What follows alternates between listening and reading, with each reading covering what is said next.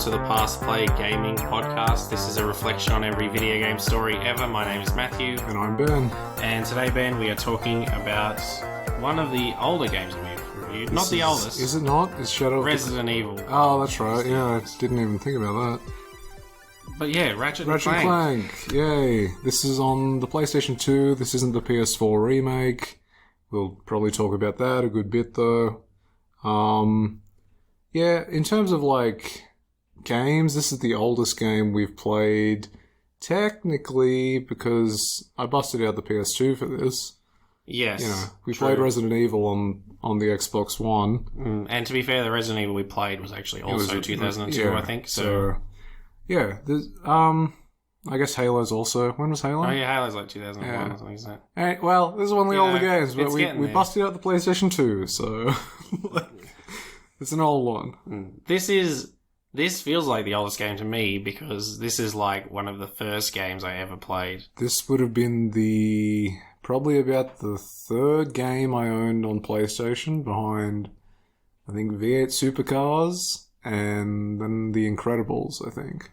So this was like number 3.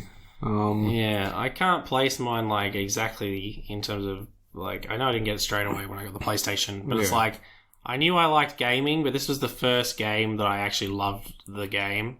Replaying this, there's like, I don't know how much of it is like, wow, this is a good game, and how much of it is like, wow, nostalgia. But yeah. I think this is a pretty damn solid game. This is a really good game. I really enjoyed playing it again. And it's big. It is a big game. Yeah, I mean, I was replaying it basically with a smile on my face almost the whole time. It's great. It's so fun.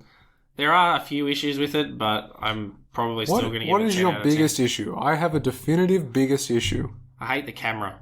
That's mine. Okay. Mine was you shoot with circle. Oh, that's bad too. That sucks. That's like everything was shot with circle I know. these days. Whoever the genius was that decided triggers should be shoot, man, good on him. Well, the thing is, that's also linked to the camera, I guess, because you have to take your finger off the camera stick to shoot. Yeah. So you can't do both. I mean, controls are like, whatever, they're fine. But, yeah, this game is fun as hell. Yeah, the controls / camera are the only weaknesses for me. Yeah. I think in terms of, like, story, good, characters, fun, gameplay itself is pretty good and varied. Planets are fun, varied, they're all different. Enemies, yeah, they're different. They vary a little bit. Yeah. Some of them are like just reskin It's just like, types. here's a dog. So, it's a robot dog this time. Yeah. But, yeah. No, this is, it's great. I love it. I mean, I don't know what to say about initial thoughts for this one, like, in terms of the first section. It's sort of, there's not a heat. Okay, if you don't know what it is, you're effectively like a cat person to a point. Like, a Lombax is like a cat person. It's a cat person. You call the Lombax your Ratchet. Obviously, there's Ratchet, and Clank is like your little robot. It's your robot buddy. pal. He was supposed to be a super buff robot, like just a soldier just guy, a standard sort of Yeah.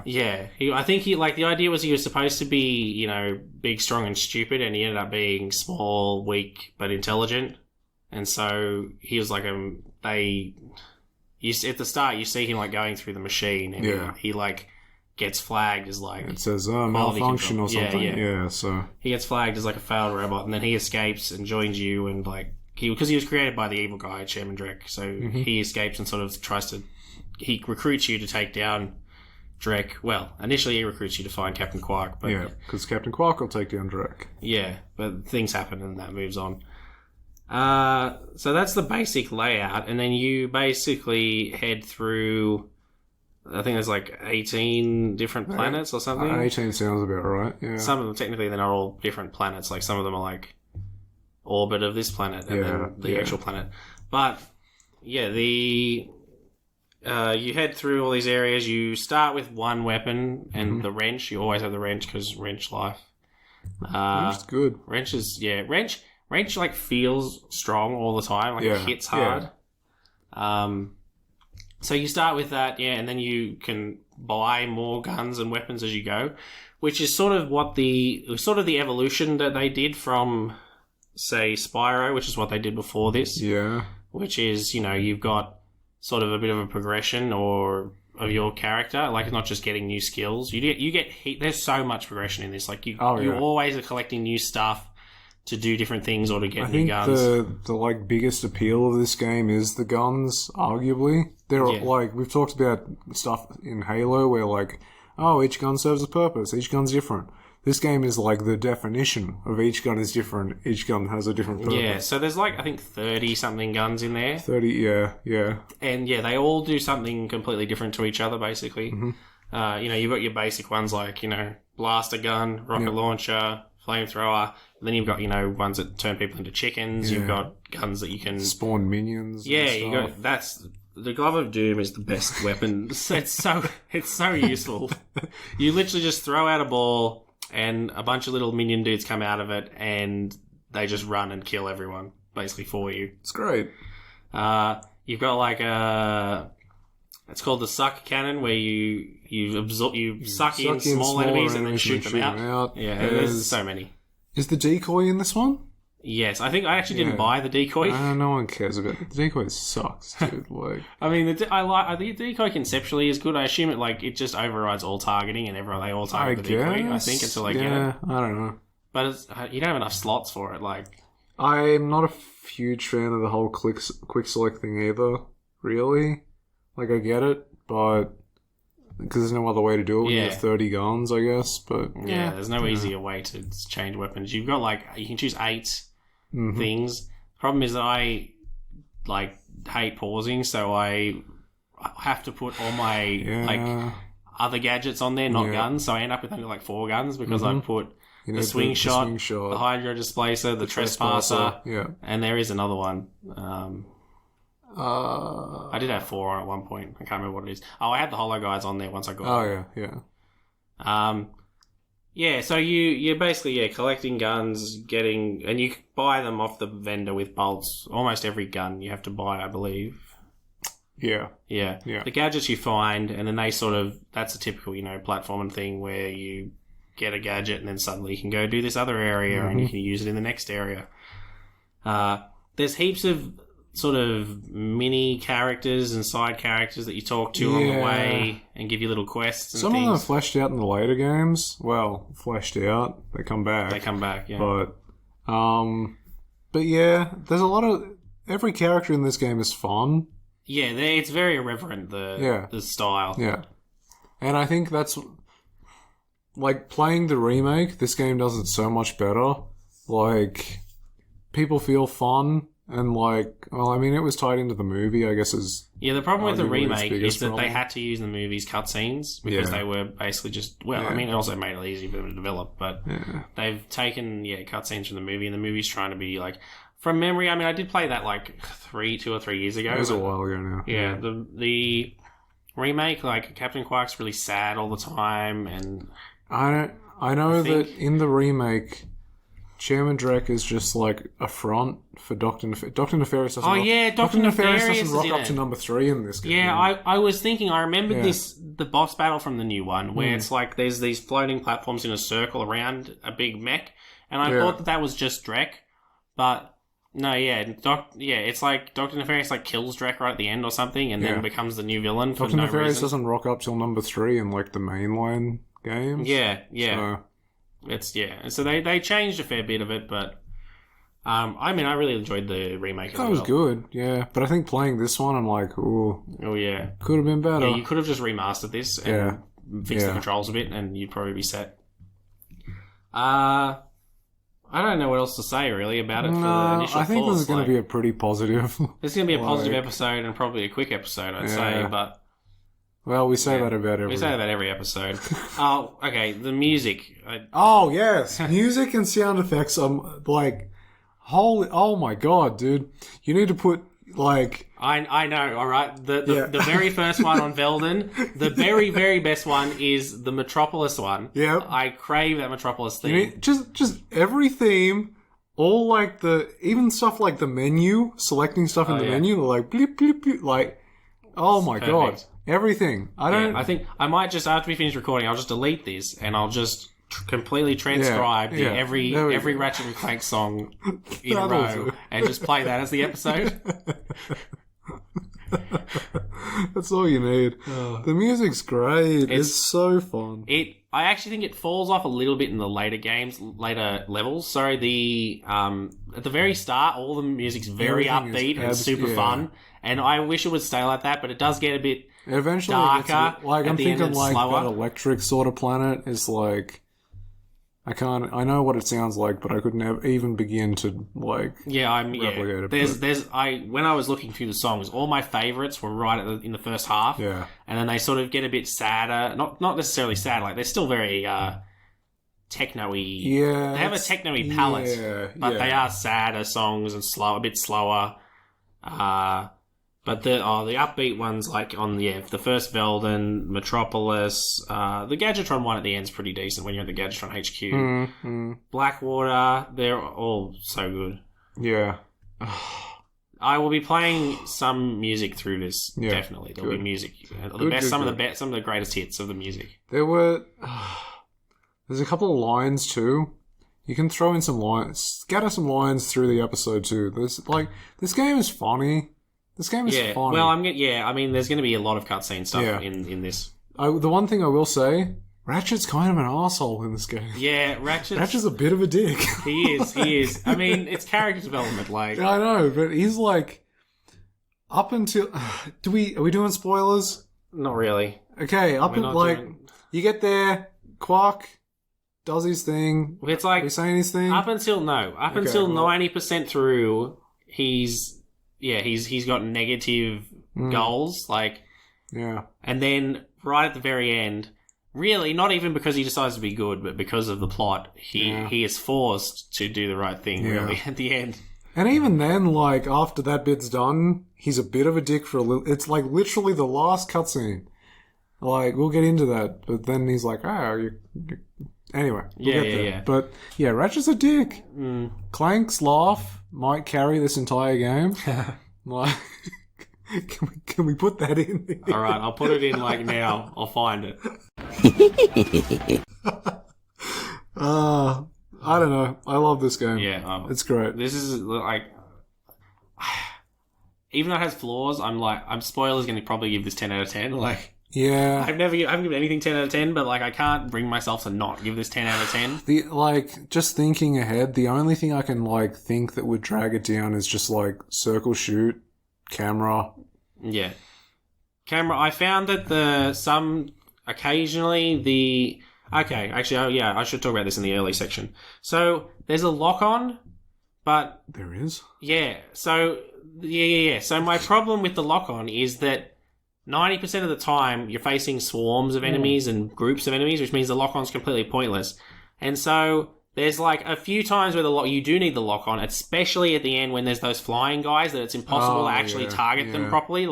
Because that's the one thing I don't like about the controls, is that you have to be pointed right at a person to shoot them. You can't be pointed, slightly to either side. No. So, and when they're in the air, it's you can jump up and get 2 shots at them maybe, or you have to use your lock-on weapons, like your Devastator or whatever. Yeah. So you're forced to waste your rocket ammo because the people are slightly in the air. I think the later games refine that. I never finished Ratchet 2, Ratchet 3. No, I only finished 1. 4. I finished 4. 4's easy. 4's easy. I watched, and I say watched, because after I played this, I was like, alright, I wonder what happens in 2. I wonder how far I got into 2. I got 3/4 of the way through. And then I just stopped, apparently. I think I got... Well, I remember that I was... I was bad at video games when I was a kid. I'm still bad at them now. I was gonna say, I remember everything in this game being so much more difficult than it was. Yeah. I'm talking that swimming section on Blackwater. Yes, yeah. I remember it being hard. I died once the on that hoverboard this time. races being hard. Oh, I sucked at the hoverboard races still now. Yeah, but they were I got there worse. pretty quickly, yeah. There's a lot of things I remember being I think I actually had more difficult. trouble with the hoverboard race in the remake than I did in this one. Yeah, the remake was I think. there's a lot of stuff that I thought was hard and wasn't as hard this time, but that's obviously just because, you know, like, I'm not... There's a couple of levels I just dreaded for some reason. Like, when you're on the space station fighting that giant, like, bug thing? What would you call that monster? Are you talking about the snake? No, the other one. Like, it's like the fourth place you go to on the space station. Oh, I know where the space station is. I'm just trying to think about what this is. It's like, that massive thing. Yeah. That's like a... What is it like? It's got like a brontosaurus neck. Sure. But a scorpion's body. Yeah.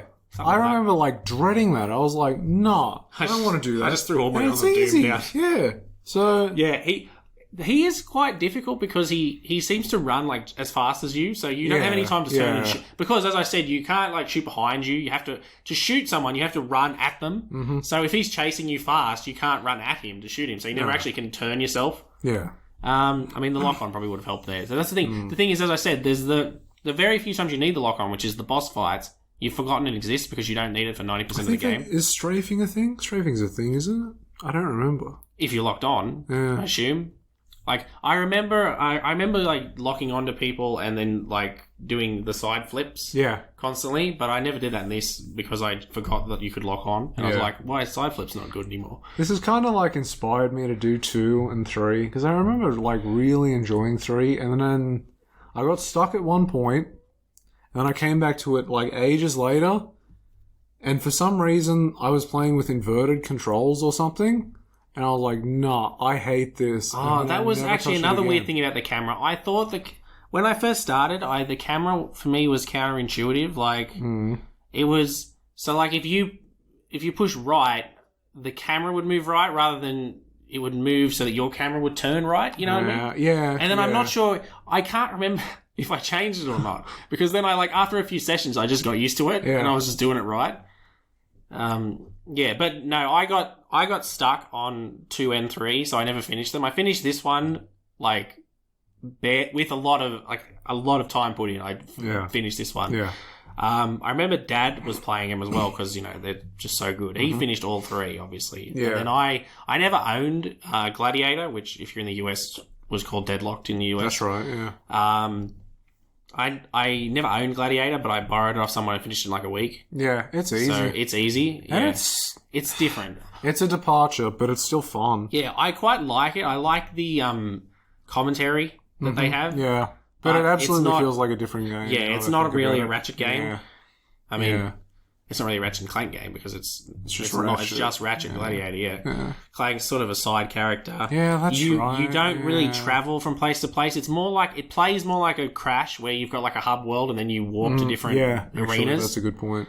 Which is different to this where you can sort of travel between worlds that you want to whenever you want. There is a pretty solid order that you have to do in this. Yeah, I'd say it's mostly linear. You can return and pick up gold bolts.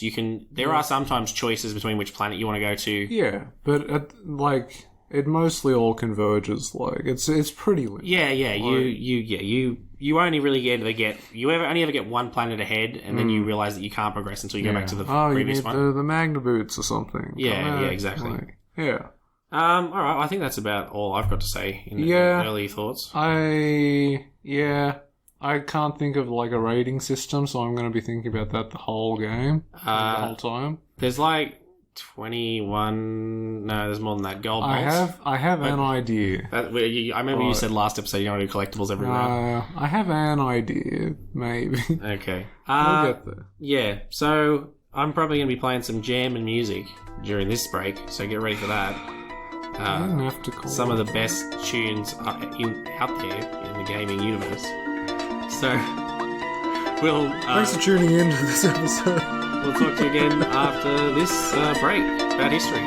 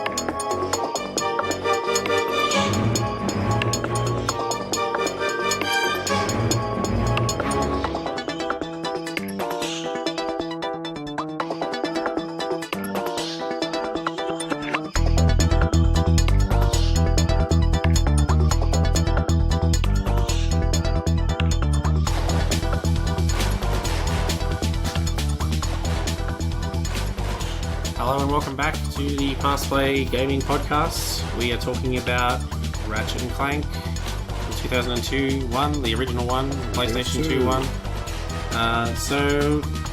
Let's get into the history section. This is, all the history of the development. I say all the, not really all the, whatever I decided to find on the internet. Ratchet and Clank is a 3D platform video game developed by Insomniac Games and published by Sony Computer Entertainment for the PlayStation 2 in 2002. I think it was in November. They usually Wikipedia writes the date, but most games come out in November. Yeah. Well, was this a launch title? No. Okay. It was like 2 years later. When did the PS2 launch? I don't know, but I remember seeing it wasn't a launch Pretty title. sure we looked it up last episode. Yeah, probably. No, we looked at the PS3 last episode. I remember. I actually just listened to last episode yesterday. I feel like, didn't we look them all up? Anyway. Maybe. It came out before this, I'm pretty sure. There we go. So Insomniac, before this, had done Spyro. After this, they would go on to do... We did do this last episode because we were doing Naughty Dog and we were talking about how similar they were.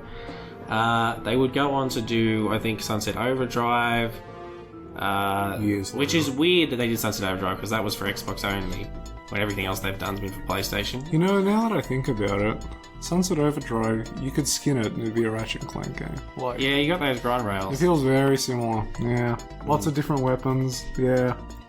Yeah. I'm on to you, Insomniac. Yeah. Microsoft were like, make this, but legally different. Make Ratchet and Clank. Oh, God, we gotta change it. And then they would go on to... They did the remake, obviously, of this when the movie came out. And they would go on recently to make Spider-Man, and coming up, Spider-Man Miles Morales. Yeah. Which Spider-Man was... I believe I saw it was voted the best PlayStation 4 game. Exclusive. The best PlayStation 4 exclusive, I think. That's a bold claim. It's a bold claim when The Last of Us 2 exists, but... And God of War. Yeah, and God of War. But And Horizon. I can understand why it got that. It's also got that... It's that slight buffing of having a license. Yeah, I was going to say, that being Marvel is like... Yeah, people want to vote for it. Yeah. Insomniac, I don't really have a history of Insomniac, but it was founded by Ted Price in... I want to say 96. I didn't write most of this down, so I'm going to make this up as I go. Fair. In 96, I think he had a guy called, I think, Hamilton. There's two brothers, like Bill and Alex. This could all be wrong. Jesus Christ. I didn't write this down. I didn't mean to Bill talk and about Alex had a dog named Jimmy.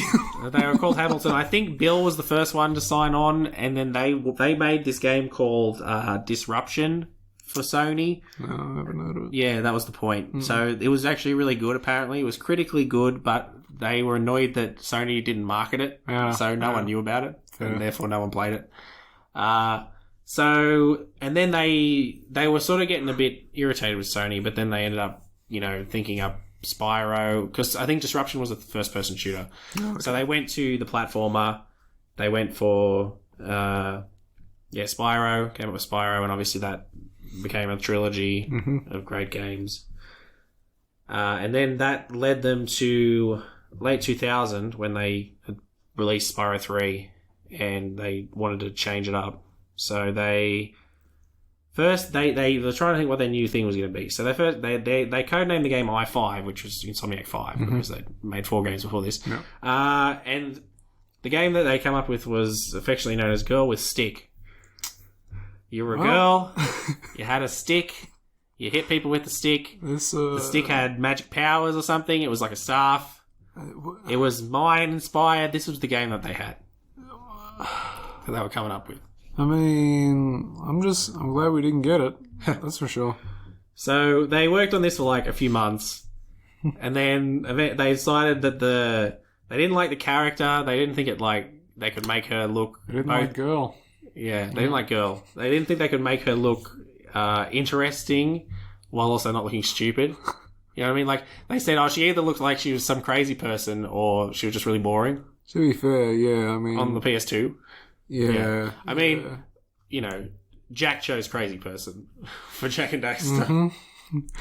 So they gave up on human character basically from that, but also the main thing was that no one was excited about the game. They were just sort of making it. No one cares about Go with Stick. Fun. No, they didn't really want to make Go with Stick. They just were like, yeah, I guess we've committed to this now. So Sony were actually quite supportive and said, look, if you want to change it, whatever, we don't care. So they scrapped it in March 2001, and then in 2 weeks they had the idea for Ratchet and Clank. They had the idea of like what, who Ratchet's going to be, who Clank's going to be. Boy with wrench. Yeah, boy with wrench and robot. Instead of magic powers, he has technology. So, initially Ratchet was going to be a lizard. That was the initial concept, was a reptile that goes around.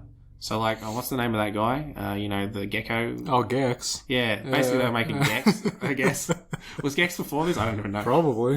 Yeah, Gex, it was like Crash Time, wasn't it? Yeah. Yeah. So they were trying to make Gex in space, I guess. But yeah, they eventually changed him to the feline thing. Is a Lombax actually a thing? Is it a real animal? I don't think so. It sounds similar to a lynx, right? Yeah, I guess Lynx he looks is a bit like a lynx. Yeah. No, a Lombax definitely isn't a thing. Yeah, I didn't think so. I don't know why I thought it might be, but yeah, he looks like a cat that walks around on his 2 feet like a human. They pitched. I think they were so excited by this. Like, it was complete opposite of Go with Stick. They were like super into this. They were obviously the game wasn't actually going to be called Go with Stick. Like, that was just this code name. If they released a game called Go with Stick, even less interesting. Well, I mean, maybe it would be Girl and Stick because it's Ratchet and Clank. It's Girl and Stick. Maybe the stick was alive. Maybe it was a second character. That's the magic. Yeah. Yeah, it was magic. So it could talk. I can get on board with Girl and Stick. It was a buddy comedy between a girl and a stick. Yeah, fair enough. So they were so excited. Initially, they pitched 70 different gadgets to Sony, but they eventually, either decided they had no point, or they were just hard. So I've got a couple of ones. There was one called the Revolverator, which is like a drill where you drill people and it spins them around and then shoots them off. And the problems I had with that was, one, like it had such a small hitbox because you had to hit them right on the edge of the drill, and I think it was technically like, it wasn't good for optimization, I think was the other thing, like too much stuff going on. And they also had something called the Mackerel 1000, which was a replacement for the wrench where you just hit people with a fish.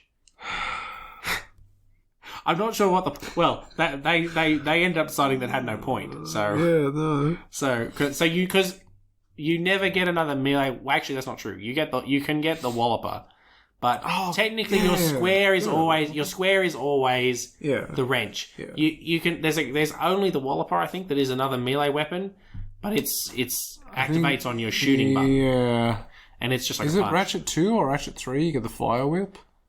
I think Ratchet 3, I think you get the Plasma Whip or something it's called. Yeah. I was looking that up earlier. Yeah. So you only have the wrench, but so they got rid of the Mackerel 1000. Well, I mean, it was just a comedy weapon, I guess. Yeah. I mean, a lot of the weapons are comedy weapons. Like but the it's Morph Array? I mean, the Morph Array is a comedy weapon, but it's like, I don't know, do you need to replace the wrench with a fish? Would it be less effective because a fish is not as strong as a wrench? Who knows? So Naughty Dog shared some of their engine, not all of it. Like, I don't know, I don't know enough technically about to know what they did and didn't share, but they basically gave it to them for nothing. They just said, hey, have this, and all we want is that you tell us if you do anything to make it better. And maybe you can give us some stuff later, but like the articles I was looking at saying, well, they haven't really given them anything worthwhile yet. Well, this was back near the time of the game though, when these articles came out. But they're basically saying, yeah, we were the beneficiaries of this deal overall. So Naughty Dog, were being nice guys. So it was the Jack engine. Did I say that? I might have said that. It was the Jack and Daxter engine that they shared. Yeah. Obviously, because that was one of the other problems that they had with Go with Stick, was that they were struggling to get through the PlayStation 2, getting into the PlayStation 2 development cycle thing of like getting through the technological barriers there. So they sort of used Go with Stick as a test run to get that going, and then Naughty Dog helped them out once they moved on to Ratchet. They pretty much got everything they wanted into the game. Like, they said they got 90% of what they wanted to put in, or what their initial plan was, which they said was good for them. Yeah. Like, Spyro, they'd cut way more. They were saying, but the most of what they ended up cutting down was like where the level design was like way too crazy and too much stuff going on, and they were too big a level. So they actually ended up doing the levels. The way I see it is they do the levels in like a very clever, almost Skyrim way, where you start in one spot, you go through to the end, and then you immediately end up back where you started. Yeah. Like every Skyrim cave, you get to the end, and then you find a secret passage that leads you right back to the start immediately. Right. It's like you're basically every level is a flower petal where you start in the middle, and then you there's different paths. There's 2 or 3 different paths on each planet. That's the best way to describe it. Yeah, that loop you back to the middle every time, so you don't have to backtrack. Yeah. Which some people was which is a good idea. Yeah. And it gets around the change from going from Crash, where you just get in a portal, go to the end, and then teleport back. Crash is purely linear. Yeah, Crash, you're in just a hub room, you teleport to an area, you run there. I mean, same for Spyro. Spyro is more, because that's what they made. But yeah, you're in a hub area, you go to a level, you finish it, and then you leave. So this sort of let you not have to backtrack all the time, which was good. And at the time, the devs likened it to an RPG because you don't have to be like completing missions to be getting better. Your character's getting better as you collect bolts and you buy guns. Yeah. And I guess every side quest you get something that makes you better. I wouldn't say it's like a proper RPG, but I mean, and you do get to choose what guns you buy to kit it out. The sequels built on, like, you could then upgrade your guns in the sequels through use and stuff. Yeah, you can get upgrades. You can get gold weapons as well or something, can't you? Like that sounds familiar. Each weapon actually has an upgraded state that you pay for. Yeah. There's a new game plus in this, but I don't know if you get anything from it. Well, when you finish the game, it says, "Do you want to start again with all your stuff?" And I'm like, "Hell yeah, let's do it." So there's a new game plus, but the thing is that you're not going to get the Rhino in the first playthrough probably, unless you save all your money for it. Because it costs 150,000. Yeah, the next highest costs 40,000/30,000 if you have the discount. To this day, I still do not know what the Rhino looks like. I bought the Rhino in the original. I bought the Rhino in the remake. I bought it in the remake. I forget what it was like. It's literally like a micro missile launcher, so it's like a missile launcher that fires like a machine gun. Okay, here's what I'm going to do. I'm going to quickly look it up. I don't know if I remember using it in the remake. I feel like I remember using it in the original, but I'm not sure. But yeah, 150,000 bolts. I think I might have found it. I might have been a bit of a professional, and as an 8-year-old, found a grind spot for bolts. Oh, fair enough. Like where she's in the game, where you'd fly into a planet, grab the bunch of bolts nearby, leave, fly back, find the best planet for that. I don't know. Maybe I did that in the remake. The memories are conflating. The levels in the remake are very similar. They are. They have got them. They've got them. They haven't changed too much. They're different. There are some levels that are completely different, but especially early on, I feel like a lot of the levels, they've got the same areas that you immediately recognise as, this is this place. The Rhino looks so good, dude. Oh, yeah, it's so good. Oh, my God. And then they go past that in later ones. They have even better ones. Yeah. Don't they have, there's like a Rhino something else? There's a Rhino in every game, I'm pretty sure. Yeah, but there's like a Rhino, I don't know if it's just called the Rhino 2, or there was a Rhino 2, and then they changed it even more to, the FU up gun or something. It was still for something else. Because Rhino stands for Rip Your New One. They did one. They had the Rhinocerator, the Mega Supernova. Oh, the Harbinger was in Gears 4. Ratchet 4. Rhino 4. Rhino 5. Rhino 6 Proto Suit. Oh my god. Oh god, I've not gone that far. Rhino 6. So yeah, but if you get the Rhino, you just murder everyone. Yeah, but it's unless you save every bolt that you get from the start. Even from then, you probably wouldn't do it. No, absolutely not. If you just went bomb, glove, and wrench the whole game, you still probably you wouldn't finish it, but you also still probably wouldn't get the Rhino by the end, unless you obviously grind. Because there's a point where you have to it's on one of the space stations, and you need either the Devastator or the Seeking Missile one, the Visibomb gun. That's right. You need it to take out those guard tower things. Yeah. So you have to buy at least one gun, I'm pretty sure. Yeah, true. You do have to buy the Devastator there. What would happen if you just splurged on ammo? you just thrown all your bomb gun ammo off a cliff and then bought it, and then thrown all your bomb gun ammo off a cliff and never bought a gun. Sorry, man. Get bolts. Like... You'd have to go you would have to fly to different planets to grind bolts to come back there. So enemies don't drop bolts. Only boxes. Only boxes do they? I don't think enemies drop bolts. No, they don't. No, it is just boxes. Yeah. So there you go. Yep. And that's the actual history part. I do have people. Mm-hmm. So I didn't look up the voice actors. I was going to do that. David Berejad is the soundtrack person, so big thumbs up there. Good on you, David. The composer. Ted Price, I already said, was the founder of the thing, and there was that, I think, Bill and Alex. I think it's actually Hastings, not Hamilton. Ted Price? Ted Price. I thought you called him Ted Cries earlier. No, I meant to say Price. I thought I did. We'll see. Price. We'll find out. Well, you'll know already, listeners. Yeah. And then I think it's actually Hastings was the Bill and Alex, not Hamilton, but whatever. You know, souls to those guys. They were like the next two people. So Mikey Kelly voices Ratchet in this game only. And then they changed the voice. I was gonna say he sounds different because I was looking at that 2 playthrough. He sounds different. I'd forgotten that he was different in 2, and now I can't not prefer the first one now. I can't not prefer his original. But this one has more. I feel like the number one, Mikey Kelly's one, has more character. He's a little bit more generic. I don't know how I describe the voice. It's like there's like slight gravel to it, right? Like, yeah, I guess slight. Yeah, I don't know, but yeah, because I finished 1, then I watched a bit of 2, and I was like, whoa, that's different. So yeah, that makes sense. Yeah, they changed it. I forgot his name. I forgot the second guy's name. I didn't write it down because he wasn't in the game. It wasn't our buddy Fred, was it? Fred Tatasqua. No, it wasn't. Let's see. I'm looking on the internet. You're going to find it. It's fine.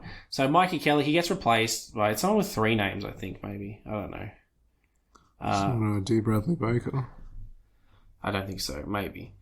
David, everyone else reprises their roles throughout the series. So the main ones. Oh, James Arnold Taylor. Yeah, okay. Yeah, so What's he done? I didn't necessarily like him as much when I listened to it, but I think I would get used to it, and then he voiced Kenobi in the Clone Wars. Ah, okay. Yeah, there you go. Yeah, I just feel like his voice is a little bit more generic and doesn't fit Ratchet's as much, but yeah. I mean, again, this is coming from me playing the full of number 1 and then looking at about 2 minutes of voice for the other. David Kay plays Clank. He's David Kay has done... here we go. I put this in for you specifically. He's because I know you're into it. He's the only person to have played both Megatron and Optimus Prime in the Transformers series, playing in Megatron in Transformers 1994 and Optimus in Transformers Animated. Beast Wars, I think it was. Yeah, he was just a Transformers colon animated. Yeah. But Okay.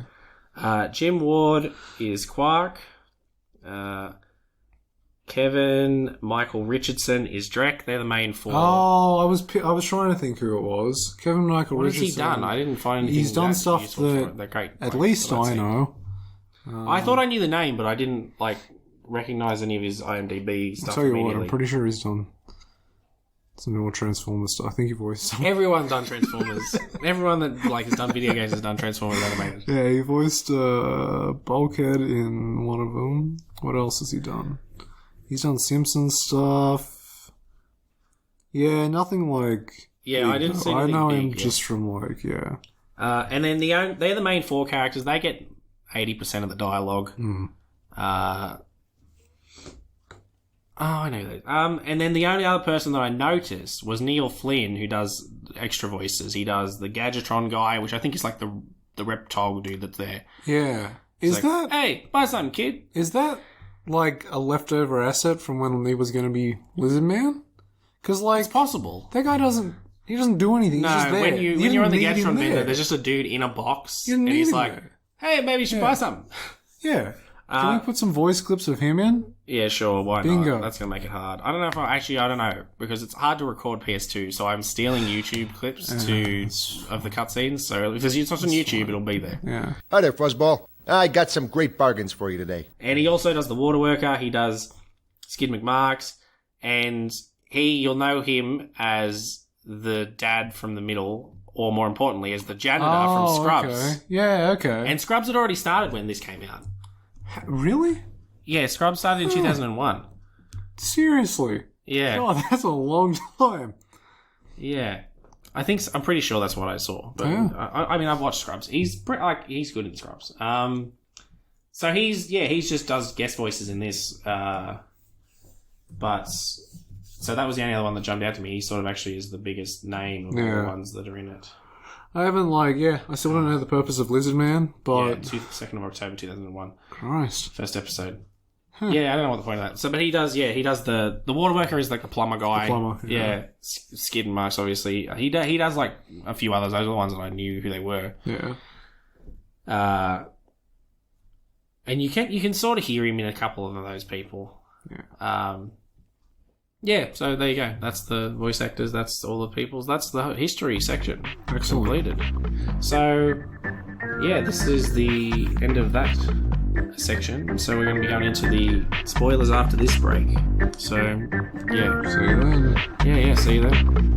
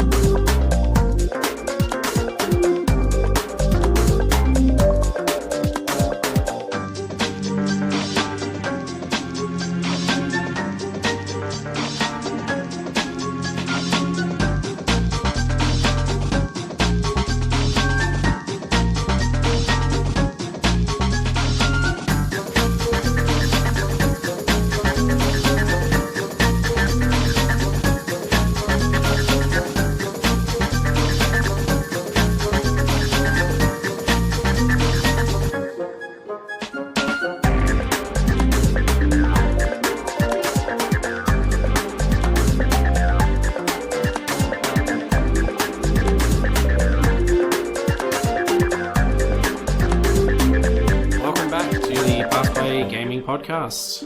We've done history, we've done initial thoughts. Doing spoilers. Doing spoilers for Ratchet and Clank. So if you're still here, prepare. I guess there's two reasons to you know what I mean? Like you can not listen to this for spoilers, but you can also listen to us to not play the game. You know what I mean? It's the opposite. You know what I mean? There's two trains of thought. If it was me, I wouldn't listen to this unless I'd played it through, because then you know what they're talking about. Yeah, that makes sense. But then there's the other idea that you could listen to us instead of playing it, so you can get it done in 2 hours without having to look at it. Yeah. Rather than having to play through the whole thing. I guess we're giving an audio walkthrough. Yeah, basically that's what we're doing. Yeah. Saving you I was gonna say saving you your data to watch a video, but not really. You're still listening to this. Audio smaller video. Still Plus, we're not quicker than a walkthrough, but we avoid commentary. Arguably slower than a walkthrough. Oh, we're slower than a walkthrough, but it depends if you if you watch the every cutscene movie for this game, it's an hour. Yeah. So we'll probably be more than an hour, but we're not nearly as exciting as every cutscene. No, but you get to hear some of the cutscenes, and you get some analysis. See, this is where that's there we go. A bit of analysis. Right, see, there's when we tore apart Uncharted's plot. Mm-hmm. You wouldn't get that just watching the cutscene. Yeah. So anyway, let's actually do it. Do the thing. So, you're working on a ship at the start. Ship's like, hey, you need a robot. Or something. Yeah, you need a robotic ignition system. And then Ratchet's like, oh, dang it. Cutscene. Space. Not space. You're on a planet. Yeah. Oh, yeah, you get a lot of these, location. Yeah. Somewhere you're here. You're on that production line thing. Yeah. So, and then Clank comes out. He's a malfunction. He sees an infobot. And then he's like, what? Yeah, I don't know what that infobot's doing there. Infobots are very convenient in this game. Yeah, I love Infobots. Yeah, I'm probably cutscene. I'm gonna play every Infobot. I'm guessing in this during this thing. Yeah. Unless there's ones that have no. There's a lot of visual gags that you won't get hearing this, but yeah, like the Blackwater one, I guess. Yeah, where the dude's getting eaten in the background. Where she's like, "Whoa, things are bad here." Yeah. And then the amoeba in the background is like, "Boo, I'm gonna." Yeah. Like, yeah. So there you go. I just gave it to you. But Yeah. like, Well, actually, when we get to it, I'll talk about the first one. Anyway, he's a malfunction. He sees the infobot. He's like, "Oh my lord, I gotta get away and tell Captain." No, Well, he doesn't know about Okay, he's like, "I gotta get away." Goes down some chute. Robots are like, "We're gonna get you, you scumbag." He's flying. The robots shoot him down. He miraculously crash lands on Velden. He lands on Velden, but he's in a ship, right? The ship looks like it's the right size for him. It looks like a clown car to the robots that are actually made for it. So it's pretty bad design considering they're the ones that are supposed to be using it. Oh. Anyway, yeah. So he crashes. Ratchet sees the crash, and then you get to play as Ratchet. This game does it's one of my least favorite things about games. And I know I have a lot of least favorite things about games, but whereas of the whole planet, it's the Star Wars issue, right? Like, the whole entire planet, everything's happening right here. Everything in the whole damn planet's happening in this I one guess small every single area. planet can be boiled down to this one area. Yeah. I hate it, but... this is one of the few points where you're playing as Ratchet without Clank. Mm-hmm. There's one later on where something happens to him. It's in the storm. He's like, "Wow, you don't want to get there's a whole planet. electrocuted Yeah, because you're I a hated robot." that planet, by the way. It sucks. No, I hate it. Yeah, there's a planet where you don't get to have Clank with you. Clank doesn't necessarily do stuff. He just gives you abilities, mostly jetpacking, jumping You play abilities. as Clank sometimes. There is Clank playing. There are Clank playable sections. Not as many as I thought there were in this game. It's very. I remember there being more than I didn't even remember them, straight up. Oh, I remember Clank was you got to play as him. I don't think you played him until I looked at the back of my PlayStation 2 box and it says, even Clank gets into the action. I'm like, hell yeah, Clank, let's go. Clank gets into the action because he's your jetpack, bro. Yeah, true. So, yeah, this is, it's sort of a little bit clever that there's a little path that you do, and you do it again at the end of the game, but you do it way more at the end of the game, but you do this little path here. There's basic enemies. You only have your wrench and a bomb glove, which is literally just auto lock on, throw a bomb, and it blows up. It just generates a bomb. Yeah, it just generates a bomb, you throw it. Mostly, pretty weak enemies. There's little...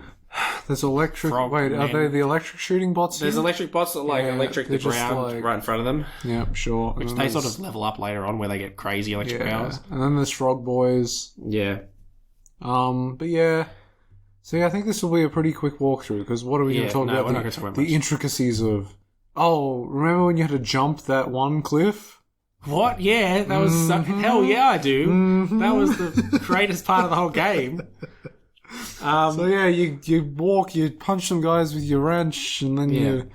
Not your bloody Mackerel 1000, mind you, just your wrench. Just your wrench. I've already died at this point, by the way. I ran off the edge. He has a weird turning circle. Yeah, I was fighting with the camera in the turning circle because I'd just gotten back to it. That's fair. So the checkpointing in this is pretty bad, I have to say. There are some points, especially later on, where you get really punished for dying. As I said, it's a flower usually at all the levels. So if you die, you go back to the center. Yeah. It doesn't matter how far you are. If you've gone all the way around and you're about to get back to the center again, you go back to the start. This game doesn't if care. you die. Yeah. Infobots are they're a cool way to progress the game. It's a cool way to generate, to give a reason for a cutscene. Yeah, you get usually a comedy cutscene that explains the planet, that's about the planet, explains what's happening there, what the sort of story of that planet is. Yeah. And then in-game, they give you the coordinates so you can get there. So, you haven't found the first one yet. You're going to find Clank first. And he has it in his thing. He's become box person. He's put all his arms and legs in his thing. Like Turtle Man. Yeah, he's Turtle Man. Yeah. And then, so I wouldn't have played the starting cutscene because there's almost no dialogue, but I will play this cutscene right now. Interesting. Yay! You're quite handy with your wrench. You bet. I built that ship with it. Currently, I'm in search of someone who could be of assistance in saving the solar system. Do you know where I might find that fellow? Well, he's on the radio every week. Other than that, no. Hey, what's with all this save the solar system stuff anyway? Hello, citizens of... My race, the Blog, have a small problem. Our planet has become so polluted, overpopulated, and poisonous that we are no longer able to dwell here. But I, Chairman Drek, have a solution. We are constructing a pristine new world using the choicest planetary components available. So, what does this mean to you might ask? Using highly sophisticated technology, which you couldn't possibly understand, we will be extracting a large portion of your planet and adding it to our new one. Unfortunately, this change in mass will cause your planet to spin out of control and drift into the sun, where it will explode into a flaming ball of gas. But, of course, sacrifices must be made. Thank you for your cooperation. Cut! And if you don't like it, you can take your whiny, sniveling, snot-nosed populations, form a line behind me, and kiss my... We're still on? Well, turn it off, you idiot! The people on those planets are hosed. Well, good luck getting Captain Quark to help you. Actually, you could help me. If you could use your ship to take me to the coordinates contained in this infobot, I might be able to gather further information there. Even if I wanted to, I can't. I'm missing a crucial component of the ship. The robotic ignition system. How did you know that? I, sir, happen to be equipped with the latest in robotic ignition systems. My programming allows me to start any ship I choose. So, I agree to take you to this, wherever it is, and you get my ship started for me? That is what I'm proposing.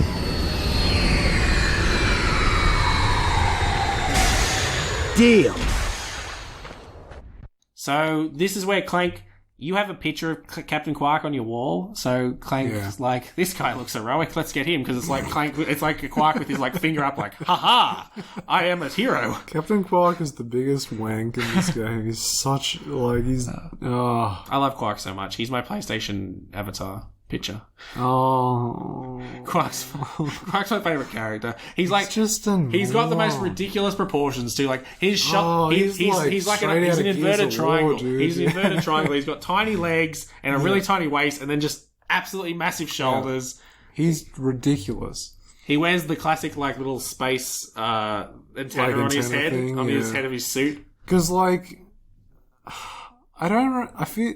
Oh, I don't know what I was going to... He comes back in Ratchet 2. Yeah, I think he's in every Ratchet game. yeah, I think At so. least the main line. He's like- he's in Gladiator, Well, isn't he? I actually saw that. I don't know if he's in Gladiator. He might be. I actually saw that he was never intended to be in Ratchet 2, and then he was just only intended to be in this one, and they were done with him after this game. And then they thought he was so good that they eventually just like couldn't not put him in. So in Ratchet 2, he mostly appears through like just cutscenes. You don't see him around the world or doing it, interacting with him. You just sort of... No. It's like you'll progress through a level and then there'll be a cutscene, similar to the ones with Drek here, where he'll be doing something. Yeah. And then... So that was never in the game until they decided to add him in, and they sort of shoehorn him in at the end. Do we talk I don't about... want to talk about what happened. Yeah, okay. We'll do Ratchet 2 one day. Yeah. So... Yeah, you would have just heard about all that stuff about the first infobot was included there where Drek's talking. The main... this was the thing where there's a sight gag you would have missed where he goes, "Greetings, residents of," and it just flashes up the planet's name on the screen. They did that a couple of times. There's one like where they're trying to win the hoverboard contest at Blackwater, and they're like, "Oh my god, Captain Quark's gonna be there to announce the winner or something." Yeah. And then at the end, it's like, "Wow, congratulations to Ratchet and Clank." Like, it's so... The irony is that Quark was there too. He was like 3 steps away. Yeah. You meet him later or earlier, depending on what you do. What a good game. So, and then the second gag of this infobot was that he like... he's like, all right. they're like, he's yeah, super happy. He's and like, cut, all right, see yeah. yous. And he's like, and cut. And he's like, son of a bitch. Sons of bitches. We're going to mess these dudes up. He's like, wait, what? We're still on? So then I think, Clank would have just said, that you would have heard that he can activate the ship. He has a robotic ignition system. So you activate Ratchet's ship. There's another cutscene, I think, as you fly to Novalis, where Drek's, like, talking with his minions, and then they completely ruin the plot. I was going to say, I remember this being like a twist. Yeah, it was.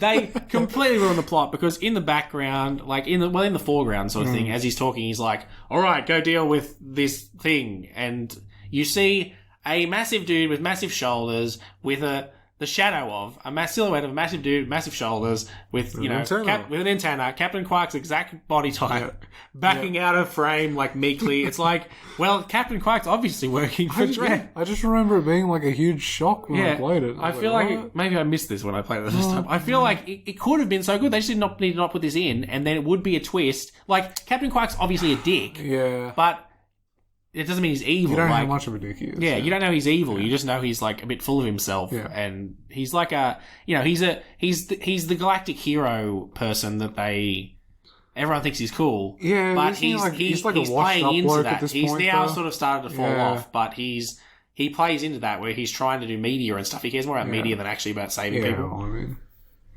But you don't know he's like evil. Is it revealed yet? Drek's big plan? Yeah. Well, you would have put it in that info bot. Yeah, he's just making a Frankenstein planet because his planet has been poisoned. Yeah, his planet's been polluted, so he's going to destroy. That's why it's greeting residents of insert planet here, because they're basically going to destroy a bunch of planets and take pieces of them to build a new planet.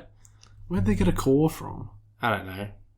Well, isn't gravity just created by a large enough mass? So no, but you, see the core, bro. Yeah, that's true. Well, maybe they took the core of the planet. It wasn't polluted. Yeah, but I don't think that's how planet cores work. How are they taking these things? And then it's also how are they moving these things? Yeah, this game does not have an understanding of space in the slightest. Pieces of planets around. This game does not without breaking them. Space. Well, so the next planet's Novalis. It's sort of very green. So Veldon's like a desert, not desert. It's like red desert. It's aridy sort of. Yeah, arid, but it's red rocks, not like sand. No. Novalis. Bees. Green. Oh yeah, bees. I thought you were saying B as in like the letter B. It's like the letter B as opposed to the A planet. I don't know. Yeah. There's bees, bee people here that you fight. There's varied enemies, so many different enemies. Yeah. Basically, every planet has its own group of enemies to a point.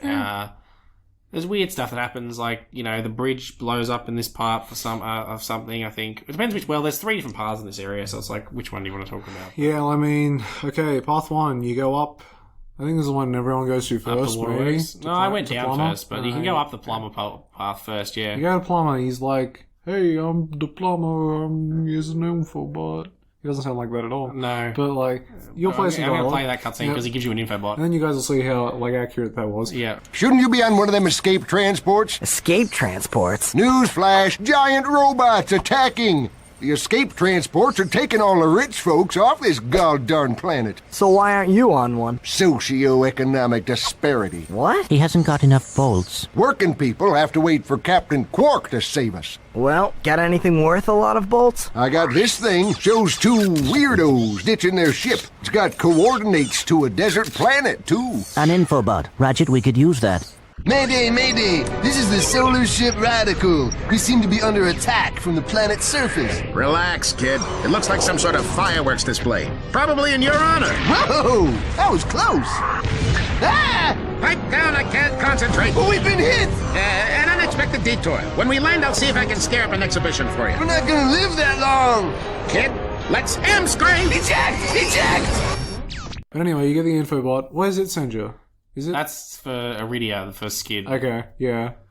And then what's the other way? So there's another way that's just like through a cave, and I don't even know what you get for that. I don't remember. No. I think there might be a gold bolt. I don't know. That sounds right. There's gold bolts everywhere. Sort of. Some gold bolts are really well hidden. Like what do you get not even on camera. More? I don't know. Just sense of accomplishment. Yeah, true. They didn't even have trophies back then. No. What's the point? It was just for the fun of it. What is the point? I was thinking that you could upgrade your weapons to gold weapons, but I don't think that's a thing. Yeah, I think it's a thing in some games. In future games, I think so. Okay, the other way is you go down, And then you fight some robot bees, and some, like, people bees. Like, people robot bees. That's the only way to describe it. Human bees. And then... It's really not long, eh? No, Like, these you parts cross were a short, bridge, especially the early parts. Cross a bridge, come back down. you fight some people, and then there's like an old man, and he's like, "Oh, spare me! Here's a ship because I'm a." Yeah, so your ship gets shot down immediately in this. Oh, on the way and to you this like planet. survive miraculously, Yeah. and like your ship just absolutely it's gone. It disintegrates, basically. It blows up. There's nothing left of the ship, and then you're just like, and you land like from a 20-foot drop or something. You're fine. Yeah. Ratchet is resilient. You later get like that jet slam thing. He's like that's slamming his ass on that thing. He's rocket propelling himself into the ground. Yeah. Like, props to him, but no thanks. I mean, every video game character's got butt slams, to be fair. It's true. Yeah, so you get a new ship off this guy because he realizes you're not going to kill him. The ship sucks. It's I mean- like green boxy crap one. Yeah, I mean, the ships don't ever matter, do they? don't, But no. they look different. Like, sometimes they look cool, like in later ones. The last ship looks cool. I remember being keen on getting new ships in the when I first played either this or future ones or something. But yeah, so you get your first ship. Well, not your first ship, your new ship. And that's about it for Nivalis. You then, I think you have the choice. Well, yeah, you do, because Doesn't he give you an info bar? he gives you this info bar right now.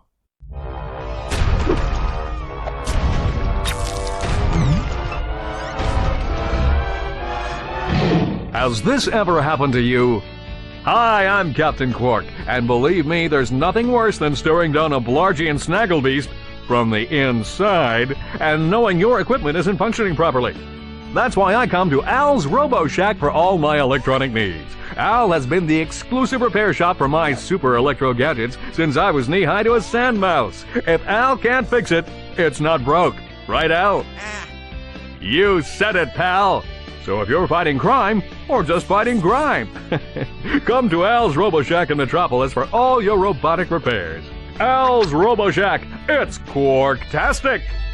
So that's for Metropolis. Yep. So you've got the two choices now. You can go to Iridia or Metropolis. I think Iridia is the one you should go to first. It's sort of the one that listed first. Like they list them in order. If you go to Metropolis, you got to like pay 1,000 for your jetpack, for your helipack thing. Yeah. And 1,000 for the swing shot. I think it's like 2,000 for both, actually. But Is it? Well, even then, it's like, you probably don't have that sort of money by the time you there's get a lot there. of paying for stuff in this. Yeah.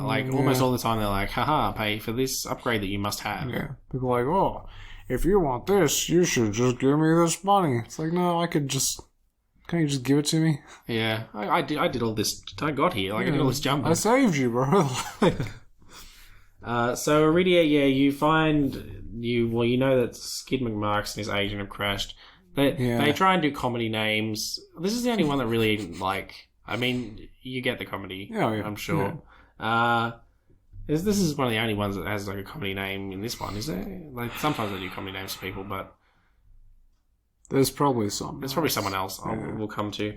Well, there's Big Al and there's like Little Al or something, or like Big someone else, and then there's like his sister, and they're like all, but that's not really a comedy name. That's sort of like, I think there's a YouTube video that I watched a couple of years back now, I feel like, and it's like, oh, how Ratchet lost its edge or something, comparing this game to the remake, and how the remake isn't nearly as funny and gritty and willing to take there's a line in this one, as you go to Big Al, okay, oh no, we gotta do it. We're gonna do a video. Okay, We'll come back to it. So this one's this is it's nighttime. It's sandy again, but there's quicksand. It's more regular sand. Marshy sort. It's not really a marsh though. I don't know how you describe this. No, I don't know. It's just mud and sand. And it's mud. a crappy construction site, sort of. Yeah, there's two ways to go. So there's the way to Skid, who he says he'll give you a hoverboard if you kill all the sand sharks for him. There are 57. Yeah. And they have respawners. They have respawners, so you have to take out the respawners. I remember hating this when the first time I played it, when I was a kid. And then the other way, so you do that, he gives you a hoverboard. Yep. So, because you will need a hoverboard later, which you find out if you go the other way, where, you can't go the other way because you need the swing shot. So you have to come back. You have to go to Metropolis first. Yeah. So you go to Metropolis. Actually, let's just do it in order. We're assuming you have the swing. If you had the swing shot, which you would have got from Metropolis, you can go through this next area. You find it's like a construction site. As I said, we have to swing to different areas. There's flamethrower, welder, robot boys. Yeah. So you go through them. Nothing difficult. You find his agent. He's like, his agent, despite having like just crashed his ships, like. You know, doesn't care about Skid anymore. He's like, hey, you can be my new client if you win the Blackwater Hoverboard race. Not rescue me from this planet. You can be my new client if you win the Blackwater Hoverboard race. So you need a hoverboard, obviously, which you get off Skid. You go to, it's called Kerwan, but it's like Metropolis on the planet Kerwan. Yeah. Each one sort of has a thing like that. And this is the best music in the game, in my opinion. The Metropolis music. I didn't it's not like I remember this music and think about it in my head all the time, but as soon as I heard this one, I was like, oh my god, yes. Yeah. Yes. There's there's two ways here actually, so the first way you can go up the Quark Fitness Challenge, where you get a funny cutscene here. Welcome to the Captain Quark Fitness Course. If you're strong enough, fast enough, and clever enough to beat my fitness challenge, you will receive a reward from my head trainer. Simply make your way to the third island to complete the course. Good luck! Quark Enterprises is not responsible for sprains, broken bones, snapped tendons, bruised egos, or accidental death incurred while taking the challenge. Excuse me, Captain, but we have more pressing issues. We urgently need your assistance. Clank? Yes? Do you notice anything unusual about Captain Quark? Well, I find the fact that he has a spring where his leg should be to be quite puzzling. And why do you think that is? Possibly an injury incurred while battling evil? This isn't the real Captain Quark, you numbskull. It's a robot. Oh. Clank is also dumb as Yeah. Like... So he mistakes the Quark robot. Captain guy. Quark, help us. And then Ratchet's like, you absolute moron. You idiot, he has a spring for legs. Like... Yeah, he's like, have you not seen his legs? He's like, yeah, like a battle injury or something, or something like that. So yeah, the Quark robot, so you do the fitness challenge. You do it, there's like this woman there, she's some nationality, like German? Norwegian, I guess. I was going to say Norwegian, but yeah, German. His name Helga? Did I make that up? Holga, I think, maybe? Yeah, something like Helga, that. But yeah. Anyway. She says, oh, that was pretty crap, you suck, but I have to give you this, but I don't want to, so I'm going to make you pay give for me it. Money, yeah. So that's how you get the swing shot. Yeah. So I actually like the Quark Fitness Challenge. It's different. It's like, it's a full platforming challenge area where they've got things moving. This area, Metropolis, on that demo disc you have? Because I remember doing this a billion times. That's probably why I remember Metropolis so much, because it's I on a remember demo doing disc, this maybe? a billion times. Maybe that's why I got Ratchet and Clank. I don't remember what happened, but I just remember playing the game. Like, I don't remember this. But I do remember this level more than any other. The second way leads to Big Al's Robo Shack. Yeah. Which he again tries to sell you stuff. Because you went there because Captain Quark was in the ad, as you would have heard before. Yeah. Quark was promoting the ad, Robo Shack, and so Clank's like, haha, he must be there. He promoted it in an ad once. So you go there, he says, I haven't seen Captain Quark for ages, but I'll give you this upgrade. So he gives you like a helicopter upgrade for Clank so that you can fly up high places. And this is the part where I was like, earlier, where it's like, oh, Ratchet lost its edge. In the original game, Ratchet, like Clank and Big Al are like, oh, Big Al's like, oh, you're a robot. You're this sort of robot. You got this sister board or whatever. And Clank's like, oh, yeah, I do. Blah, blah, blah. And then Ratchet's like, pff, nerd. But in the remake, Ratchet is like, I'm pretty sure Ratchet's like nerding out over half this crap. It's like they made Ratchet lame. Ratchet was meant to be this like... Well, it's a running gag that all the owl people, like his brother and sister, they love Clank, and Ratchet gets annoyed by it. Yeah. So, I don't know. I'll have to rewatch that video, but... Yeah, I think I saw that was on my recommended, like my related for when I had the cutscenes up.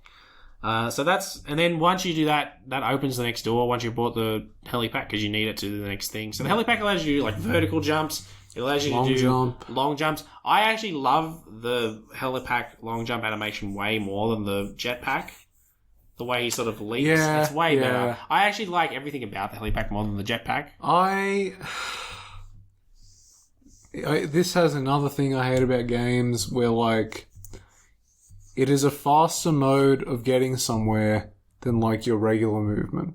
Yeah, so, you can just spam this and get everywhere. And then you accidentally spam off the edge. And, then but it's like, I hate, like, in games where, like, jumping is quicker to get somewhere. Yeah. Just let me run. I just, like... Because no one in real life is going to jump around like an asshole, like, to get places. Yeah. You know? Yeah. So, yeah, you can do that, and then you can also glide. Those are your three sort of things. Yeah. And then that leads you to, like, a big train. Oh, the train bit. The train's pretty... The train is fun, but also annoying because... So you start on the back of a train, you have to, like, jump from platform to platform. The problem is the way that the physics are, sort of thing. Like, you sort of jump and then the train will sort of turn and, like, you don't really feel like you're being turned, but then when you jump, you sort of jump off the edge because of the way the thing turns. The train section in the remake was done a lot better, I'll give it that. But yeah, this is still fun and it's memorable. Like, so you fight off a bunch of guys, like, as you progress along the train. And then at the end, there's an info bot for Eudora. Greetings, Executive Chairman Drek. Dispense with the pleasantries, Lieutenant. My sources tell me you're behind schedule. You must prepare this planet to be harvested for our new world. Yes, sir. As you can see, everything is moving along as planned. I'm counting on you, Lieutenant. And as your former commander can tell you, I don't take disappointment well. Yes, sir. I won't fail.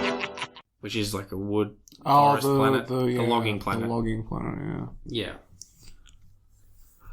So, yeah, this is all wooded. So every time you get to a new planet, not every time, but it's locked to progression through planets. The vendor has new guns for you. Yeah.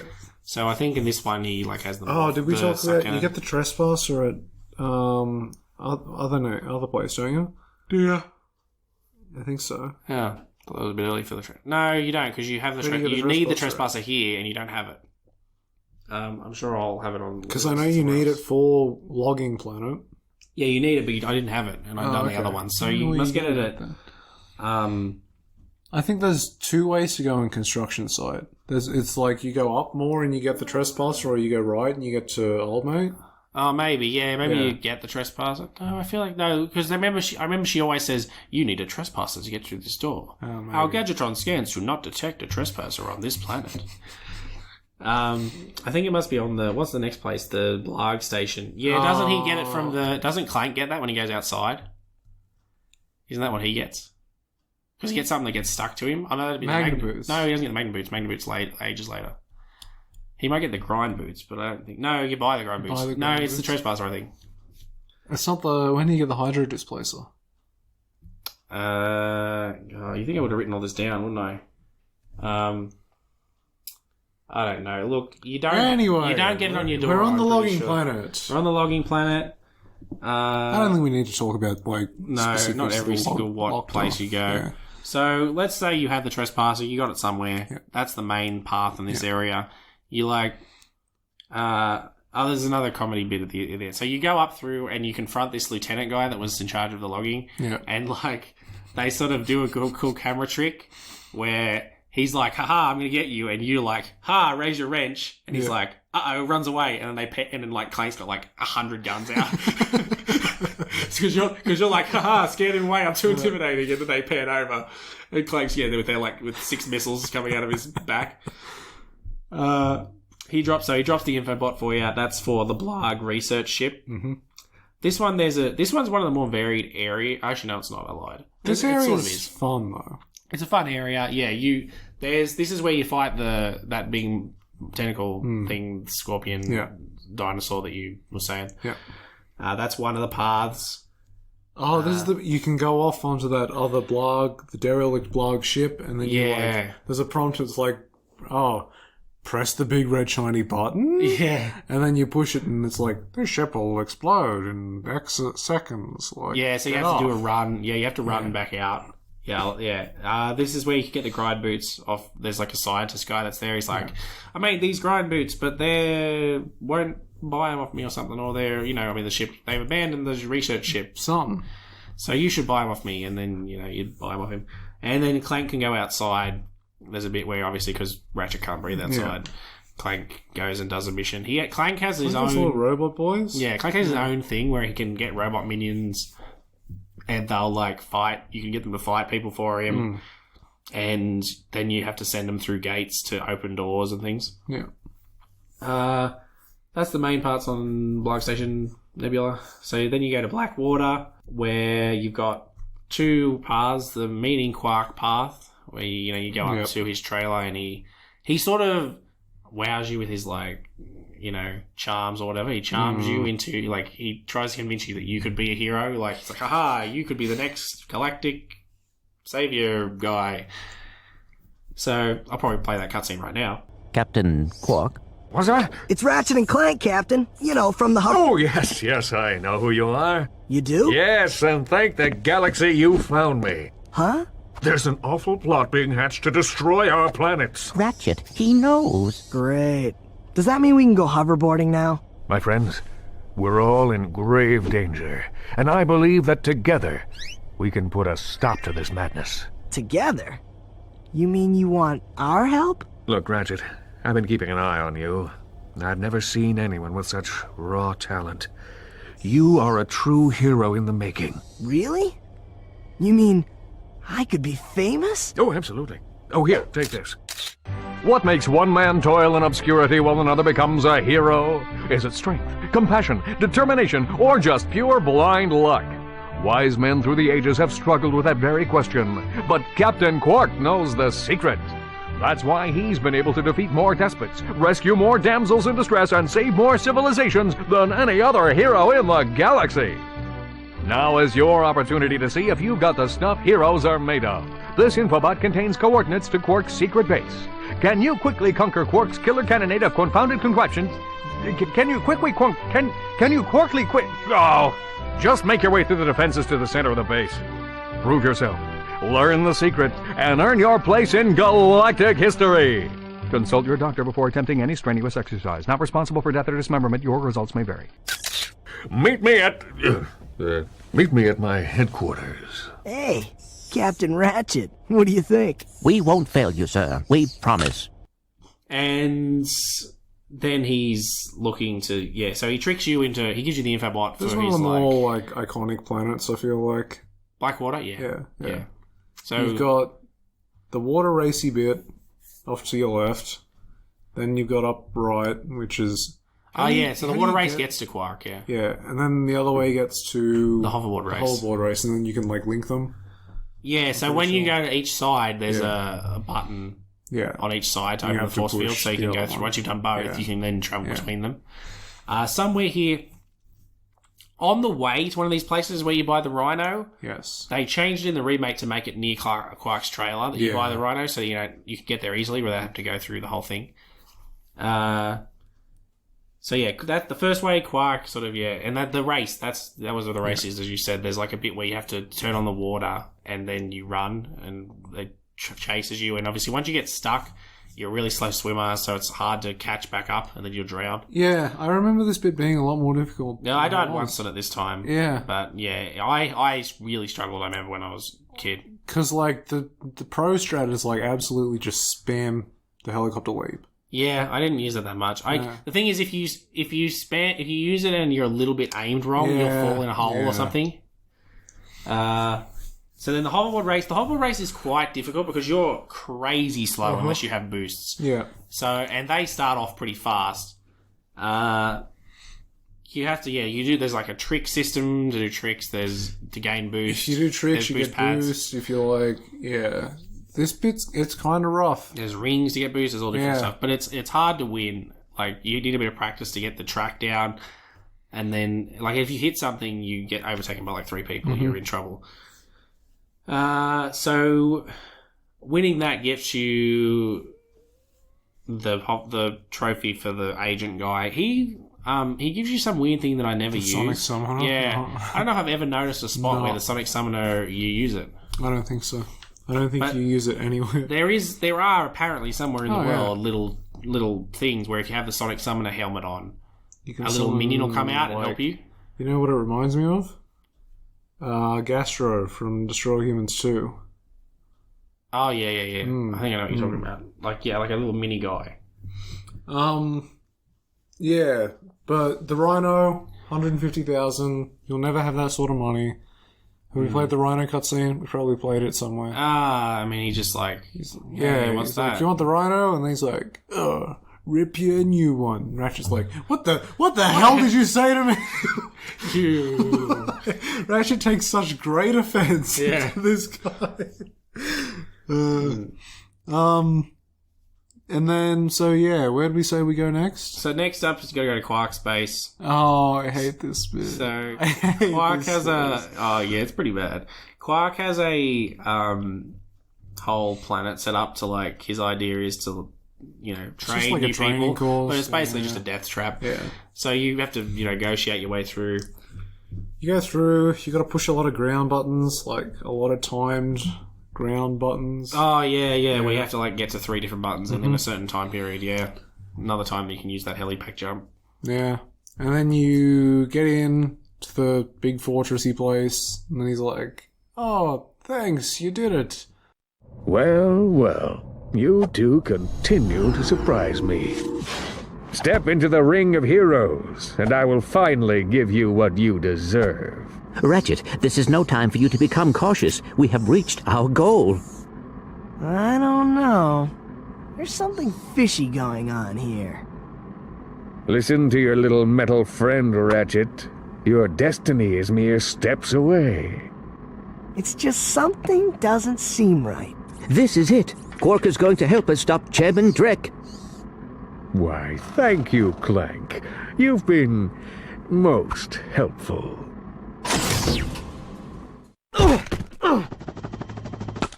Get off of me, you idiot!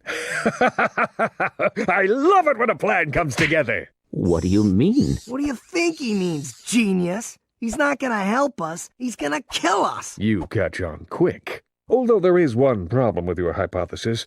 I'm not going to kill you. You're not? No. He is. But why? But why? It's really not that difficult to decipher. I'm the official spokesman for Drek's new planet.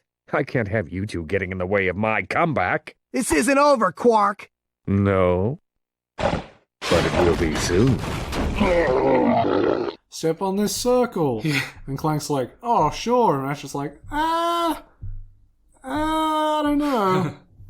And then, they step on it, and Quark's like, you morons, you absolute idiots. And he berates them for about 20 seconds, at which time you can get off the circle. But then, this is the point where, Ratchet hates Clank for the rest of the game. Yeah, Ratchet hates Clank for most of the game after this. Yeah, because Quark goes, hey, good job, recruits, you've done it. Just stand on this circle of victory and we'll make you a... I have a question which I'll save for later, because I don't know if I just have forgotten a bit or if the game is stupid, but we'll get there. Yeah, so Ratchet's like, it's a bit suspicious when we stand on this circle, and Clank's just pulls him over like, come on, let's do it. So he drops you in the pit. There's a big snaggle beast there, which is like a Plug-in snaggle beast, which is a massive... It's just like a King Kong fish. Yeah, it's just a big thing. You have to defeat it by... It gets a force field. Somehow. Yeah, it gets a force field. You have to run it. Oh, you run it. Shoot you it a bit. Get it to it chase gets force you field, and then it walks over into a bridge, and the bridge breaks. It falls in the lava. That destroys the force field for a bit, so you can shoot it. Yeah, etc. You get a new ship out of this at the end. For some reason, I don't know what happened to your old ship. I guess Quark destroyed it, but he left a new one there, right where you were about to go. That'll do. And then the next place to go, and then there's a infobot as well. We're pinned down! We're pinned down! The ships are hammering our position from the air! That was a little too close! We need support! Now! Actually, I need support!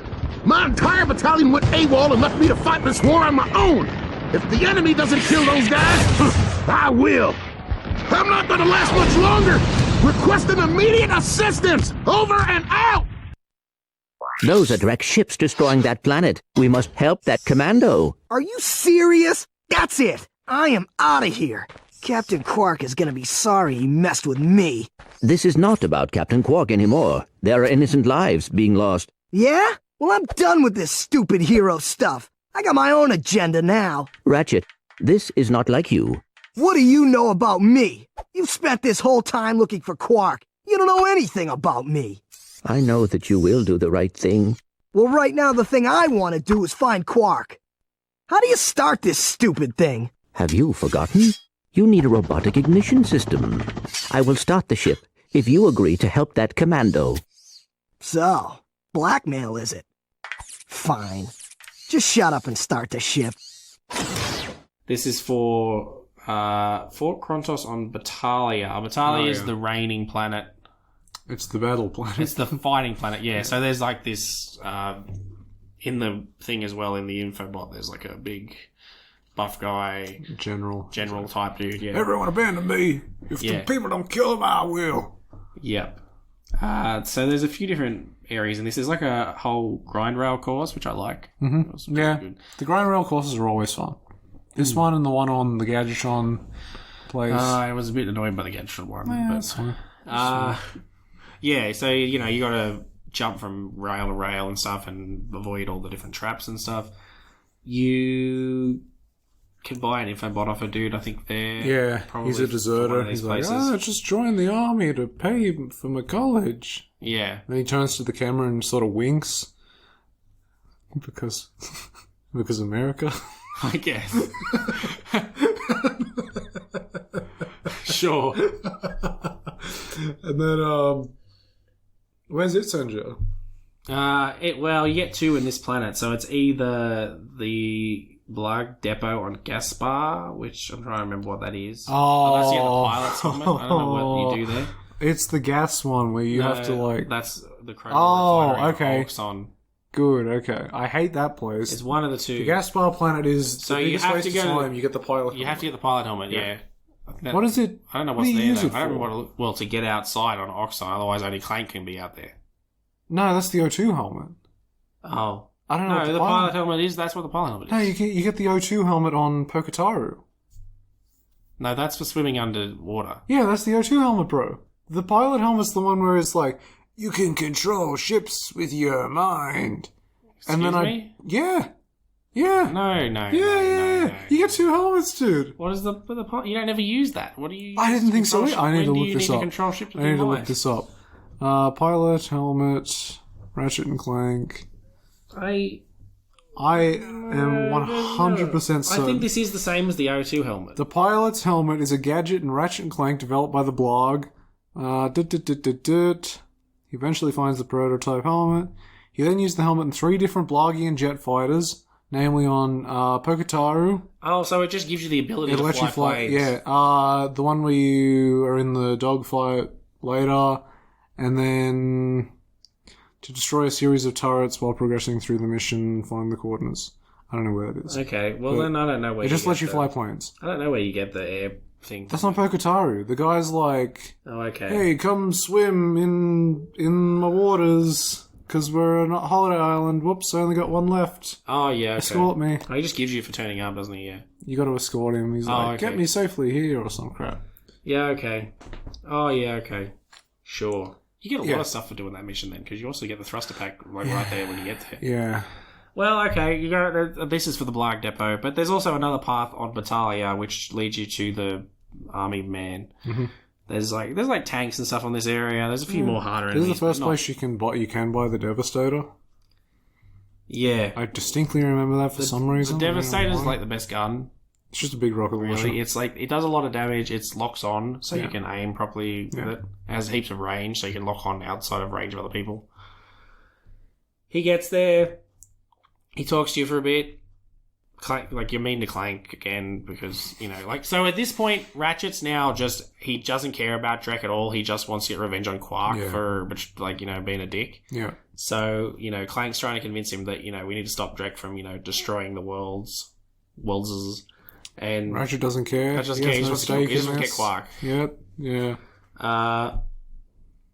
So, yeah, the dude had given you, he gives you a infobot, I think, for Oxon. Do you shoot down the stuff here yet? Or do you need Magna No, you boots? have to keep progressing. You need Magna boots. So let's pretend that you got Magna boots, because there you get them... I don't even know where you get them from. We'll keep going. Let's pretend you got them. You got them somewhere. Okay. We could just come back when you actually get them. I didn't write down when you get them. Because I feel like we'll get an infobot that says go here. No, you don't get info that comes back, says come back. What's Plumber Man say? You meet Plumber Man here later. He's like... Yeah. He talks to you. Am I stupid? Or is there like something... The plumber says like, oh, hey, it's you guys. And then Ratchet says, hey, look, the plumber's back. And then the plumber says, ha ha, very funny. I don't know. Is there a joke there? What am I missing? The plumber's not even like... It's not even a pun. The plumber's not like... The plumber is facing them. I don't understand. I don't know. Look, I'm sure it makes sense to someone. I don't get it. Is it a callback to the original plumber encounter? I guess. I think he says, oh, look, plumber's crack or something at the start. Yeah, I think so, but why does he then say plumber's back? I don't know. I didn't know this. I didn't even know this. I don't remember this. This meant nothing to me, this cutscene. I don't know. But yeah, so let's pretend you got the Magna boots somewhere. Yeah. You wouldn't have them yet, but you get them and come back later. You can Magna boots let you walk on Magna strips, which just let you walk upside down and stuff. Yeah. You can't use your guns up there. It's a bit annoying. You just have to hit people. Yeah. I don't know why you can't use your guns. Do they explain why?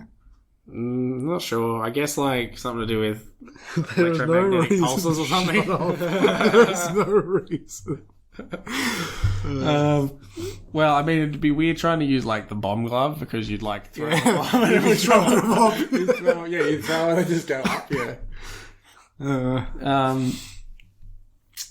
Yeah. So you go through there. You get into like a fortress area, and then you head through, and the plumber's there. Plumber's back. The plumber's back. I don't know. You get in like you have to get an anti-air turret and shoot down these ships. And then he gives you the metal detector. Metal detector is the biggest waste of time. It sucks. Respect metal detector. If you see like an icon, you're not going to be like, whew, hold up.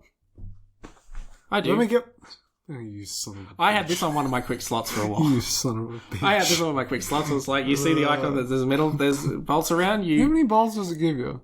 I don't know. You get like 20 or 30, but there's more than one. It's like 150,000. No, but there's like, you know, there's half a dozen at least in the area. Okay. When there's one, there's always at least half a dozen in the area. Pause, I guess. Yeah. So, all right. Plumber's back. Yeah, we're done. You've shot that down. That's the end of Battaglia. So the next one on my list is the Blarg Depot, as we said. You get the pilot helmet. I don't remember anything about this planet. Is this the planet where there's that like, big door? It's lava planet. Yeah, okay. And they really expand on it in the remake. You do like jetpack towers? Oh, yeah, this is the one. I remember. This is one I specifically remember from the remake, and it wasn't in this. No, they expanded. Don't you like fly around immensely for some reason? Yeah, but in this one, it's just like, oh, get in a turret, shoot a door. Yeah. Turret door. Pilot's helmet. Yeah, done. Unless you fly planes for some reason. Even though you more content. Why don't you fly around? Just put guns on your ship. I don't know. Sometimes you just... Shouldn't every ship have guns in this galaxy? It seems Where pretty is Ratchet dangerous. storing 3 helmets? Where is Ratchet storing his guns? Yeah. Oh, well. In Clank has like a TARDIS mini vortex inside himself. Don't they do a few Clank he puts infobots inside gags? himself. Yeah, okay. Sure. So... Are we now on Auxon or whatever? Now we're on Auxon. So first time you get here, you can't... hate it. You have to play as Clank only. Yeah. So, you know... Oh, this is where you get Magna boots. Is it? Yeah. I thought you got the... No, because Ratchet's such a jerk. Because you come back with the... Oh, you're right. They stick to him. This is where and I'm pretty sure he sees... Wait, is this where he sees the Pokutaru one? Yeah, it is. Oh, it's both. He gets Oh, the it's magnet boots both, because he and the gives one. you... He gives you the boots, and then you stick to him. He's like, "Oh, you gonna give them to me or not?" And then like you get off, and then he's like, "What else are you hiding? I know you're hiding something." And then Clank's like, "No, Ratchet, we can't divert from the mission or whatever." And then he's like, "Whoa, we gotta go island planet." Yeah, doesn't he see that Quark's there or something for some reason? Or No, I think he just sees island planet, and he's like, what's a holiday? "Yes, boy, Yeah. let's go. Let's go to the resort. Yeah. Hell yeah." I think that's it. Okay, well, yeah, you get there. The dude's there. He's like, "Oh, yep, we're overrun with monsters because I think the blag The blag are polluting the water or something. Yeah. So he's Yeah. like, "Hey, I got a helmet. Escort me. Get your O2 helmet." Yeah, so you have to take him through this whole thing. There's annoying bits where you're on the boat. I hate this. Yeah. Yeah. He gets you on. He puts you on a little boat, and then a million of these puffer fish come on, and they're really hard to kill, and they just mess you up. I hate it. You have to get to the end, then he gives you the O2 mask. You can get a thruster pack from Bob? Little Al or I think Big his name's Bob. Bob whatever or his name is. something. I don't know. He's related to Big Al though. He's like Big Al but thinner. Yeah. But they're The like big head. they're brothers, I think. Yeah. Or something. I don't know. Yeah. And then you get that lets you push a button to open the ship bit, so you can do the dogfighting part. We have to destroy these big snake monsters that they've got, snake ships that they've got flying around. They're just big snake flying ships. You have to kill them like like a centipede. You have to kill each section. Like you have to shoot each section off. Yeah, it's kind of like. That's what they're like. What's it like? I don't know. It's like reverse snake. Yeah, kind of. Yeah, sure. Yeah, Just make that'll them do. smaller. That'll do. Stay tuned for Past Play Gaming Podcast Snake. 10 out of 10. Yeah. Thank you for listening. I to ate Past Play Podcast a Snake. couple of apples. And then the other way in this one is you have to swim underwater or something, and you find this dude. It's the same dude. It's the same guy. Yeah, it's the same inventor guy. Yeah. And he wants to give you. Well, he thought it was like a hypnotizing thing, but all it does is give you discounts from vendors. I'll trade you this for raritanium. And then the Gadgetron lady's like, "There's none here, idiot. There's some on Snow Planet." Yeah, so you have to go to Hoven, Snow Planet. Are we there now? That's the next planet, yeah. I completely forgot this planet existed. Until I played it, I had completely forgot this. They have the wiped it Planet from my Buster memory. gun on this, which confuses me yeah. because they have a Planet Buster gun anyway, even though you destroy the Planet Buster gun, don't you? Or do they get away? This is a... No. There's another turret section. They have this, and then they're like, surprise, We got even we better also had Planet this. Buster. This is just like a missile or something. Yeah, okay. And then, so Drek's like, whoa, this will blow up a planet. We just take it in the air and then we just drop it. And then the planet's reduced to subatomic particles or something. Doesn't seem very useful when they want to keep pieces of the planet. Sure. No, but I think this planet is in the way or something. Oh, okay. Which, like, Well, that's what happens bro, later. just go around it. Yeah. Like... Just wait for it to orbit slightly. Just give it a couple of days, dude. This is where you find the Hydro Pack somewhere down here on this planet. Oh, Which Big Al's sister gives it to you. Yeah, that's true. Yeah. She gives you, Yeah. Because they all give you pack upgrades, yeah. So that lets you, like, Because I think motor Clank in water. flirts with her or something. Yeah, and Ratchet's Ratchet's annoyed like, all the time. "You Because Ratchet son of hates a Clank bitch." so much. I Yeah, don't get know that off what her. else happens here. There's also a snow planet in Ratchet and Clank 2, and I think I've combined the two in my head. Well, there was one. You get the raritanium here, where you go up to some. There's like a Oh, big yeah. dude. There's that a has- mining guy. The mining He's guy. like, Yeah. "Oh, my drill jammed on this thing," and Ratchet's like, "Wow, that's crazy, dude. I'll fix your drill, and then you just give me that rock, man. That'd be fine." And then he fixes the drill, and the dude's like, "Alright, cool." Then you get the raritanium. I know that like Ratchet's a mechanic, but you never see him like be a mechanic. This is the only time he shows that he has any mechanical ability. Remember when he turns those bolt cranks? Yeah. I mean, remember when he shoves his wrench and spins in a circle? those super useful, bolt cranks. Like instead of just turning them, you have to literally put your wrench in and run in circles around.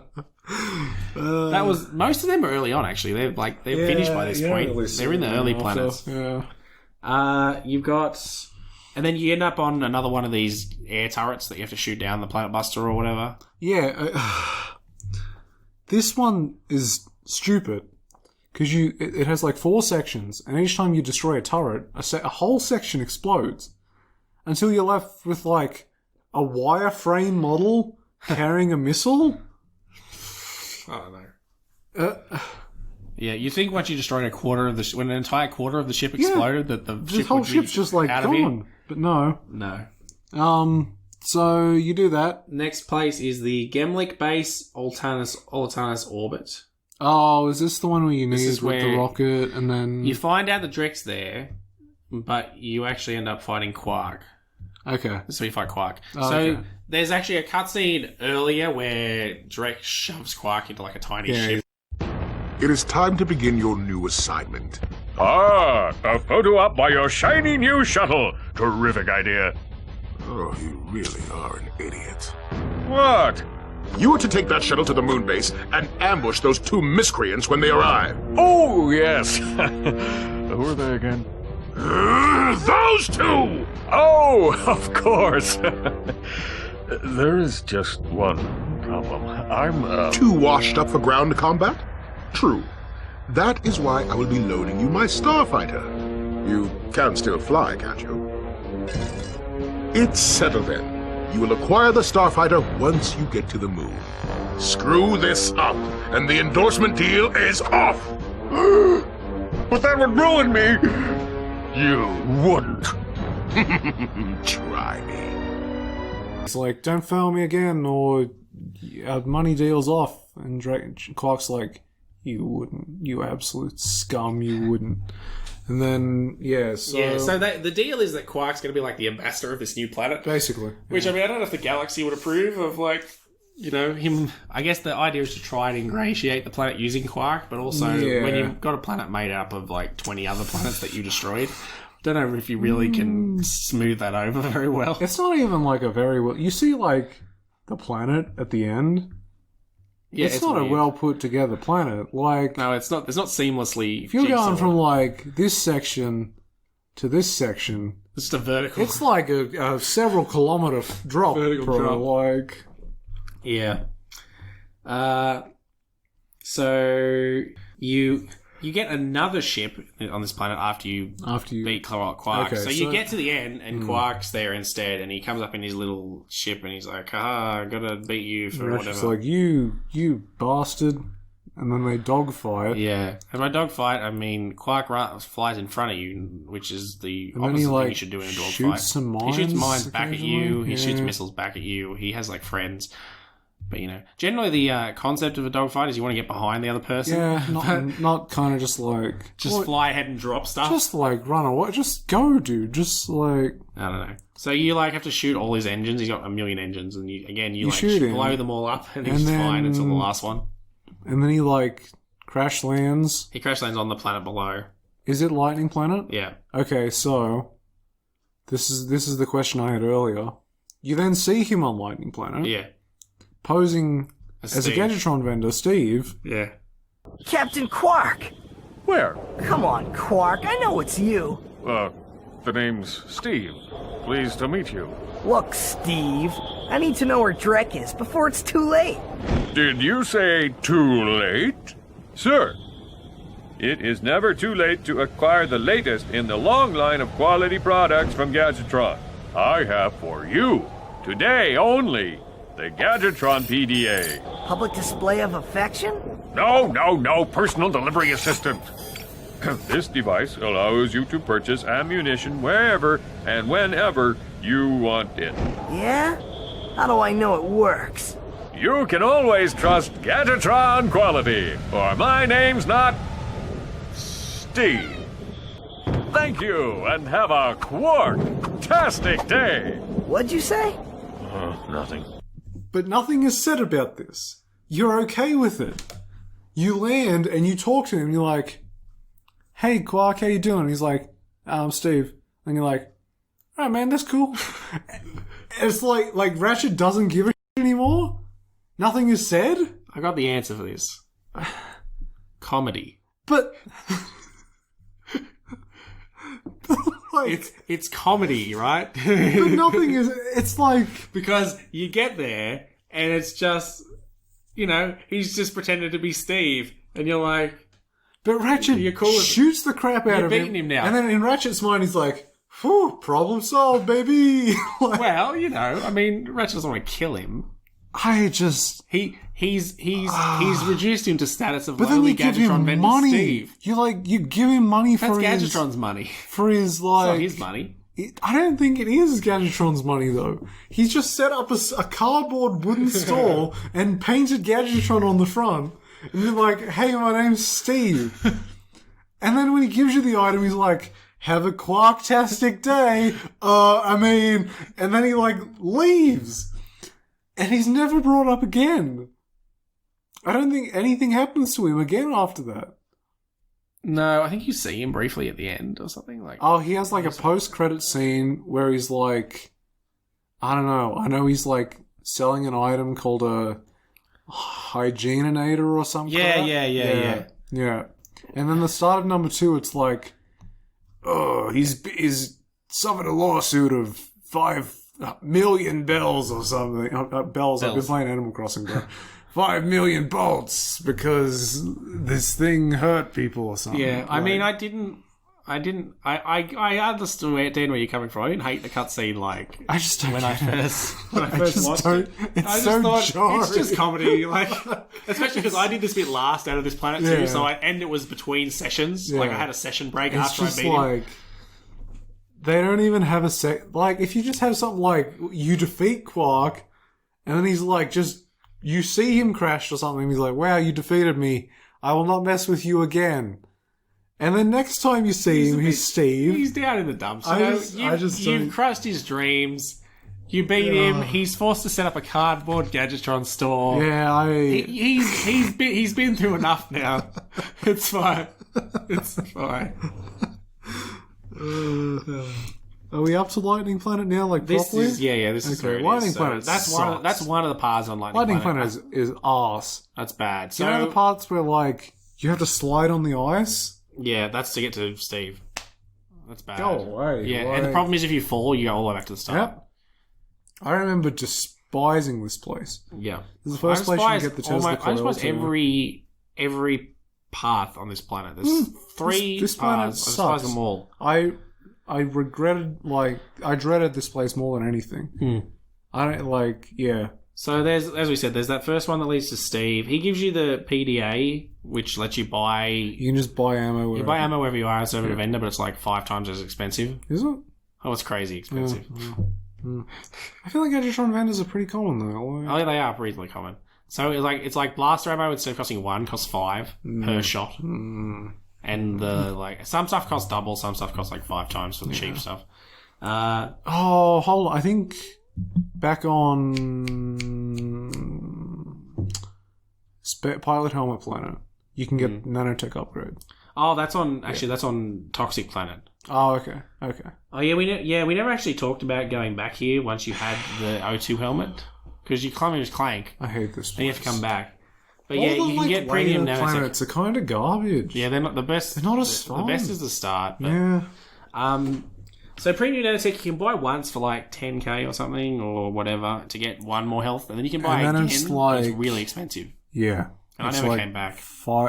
They're like, well, your next upgrade will be 3 times as powerful. And then it's like 5 times, it's like 50k or something. Yeah. It was like, nah. But you can get up to 8 health bars if you do that then. Yeah. Which I probably I should think have done. like in the later Ratchet games, you can get like... You can like fill your screen with nanotech slots, dude. Yeah. So, we didn't really say about your health system. Oh, But yeah, it's it's basically like just- you've got X number of hits. You've got, Yeah. in this case, usually 3 hits. I think it's you get up to 4. 4. Yeah. Oh, no, you start with 4, yeah. Yeah. You can get a 5th one, and then you can get 8. But yeah, you just pick up nanotech boxes to get more health back. Pretty simple. Yeah, so I never went back. My problem was... I'll get to it at the end, actually, don't worry. So there's a Steve path. There's the Scrap Merchant path, which is the main path, where there's... Oh, yeah. There's these freaking guys that come out of hatches. They only come out when you come near you, and they have lightning things that cover the entire screen. You have to literally blitz them as soon as they come out of the hole, or you're in trouble. And sometimes they're really far away, and there's like the other ships. It's all gone wrong. I don't like it. I got really and then he gets you to this deaf guy. So he gives you he gives you the info bot for the next planet, which is robot plant, Quatu. Yeah, okay. He gives you that. Oh, yeah. Okay. And then there's a third path on this one. I'm not sure what you get from it, though. It might just be It's probably a gold bolt. No, there's a fourth path through Gold Bolt, which is when you do all three, it gives you the ship comes along and shoots something, and then there's this crazy swing shot course to get a Gold Bolt. Yeah. Can't remember what the third path is for this. Probably not too important. It's probably like a stupid, unimportant gadget. Yeah. That's generally how it happens. Right. The gadget that you never use. So you go to Quatu. The main thing to do here while you're here, well, there's a hydro challenge that you have to do, like a hydro swimming challenge where there's a race. It's like it's on a timer. Oh, yeah. But now you have the hydro pack, so it's it's pretty easy. I mean, I actually made it by like 3 seconds, but I was pretty bad. I'm pretty bad in the game. Yeah. So. It's still easier than Lake Black. And that gives you the bolt grabber, which let you pick up bolts from further away, because the bolts automatically lock onto you when you get near them. But these ones let you pick them up from a pretty wide area. You get to become Giant Clank. Yes. So I think is it the same guy again, or is this a different guy? I think this is a different guy. Yeah. He's made like growth technology for the Blarg, but then they betrayed him or whatever, or they're dicks, or they're blowing up the planet, something. Yeah. So he doesn't want to use it anymore. So in order to destroy it, he lets you use it. I don't know. He makes you big, and then he's like, "Oh, I tuned it specifically." Yeah. He says, "I want to sabotage it while you're big," and then instead of sabotaging it, he actually just makes it so only you can use it. Yeah. So you have to go through, and then there's a big arena where you have to fight. A bunch of big robots. Giant Clank's triangle is crazy, dude. It messes up everyone. He's got punching, which is He's got rock missiles. He's got infinite missiles, but he has to stop and shoot them like a turret. Yeah. And he's got this crazy lightning ball thing that he fires. Plasma. It just comes out of his chest and it kills everything in the vicinity. Yeah. Where's this one, you little Clank? Just even a miniature even a minute one of these would be good enough. Yeah. So you beat all them dudes. He says that you can become Giant Clank whenever you want, but they can't use it now. And then there's the third path, which you can't get in because you need the holo guys. Yeah. So you've got... I think he gives you the info bot, by the way, as well, for the next place, which is the Gadgetron site. Mm-hmm.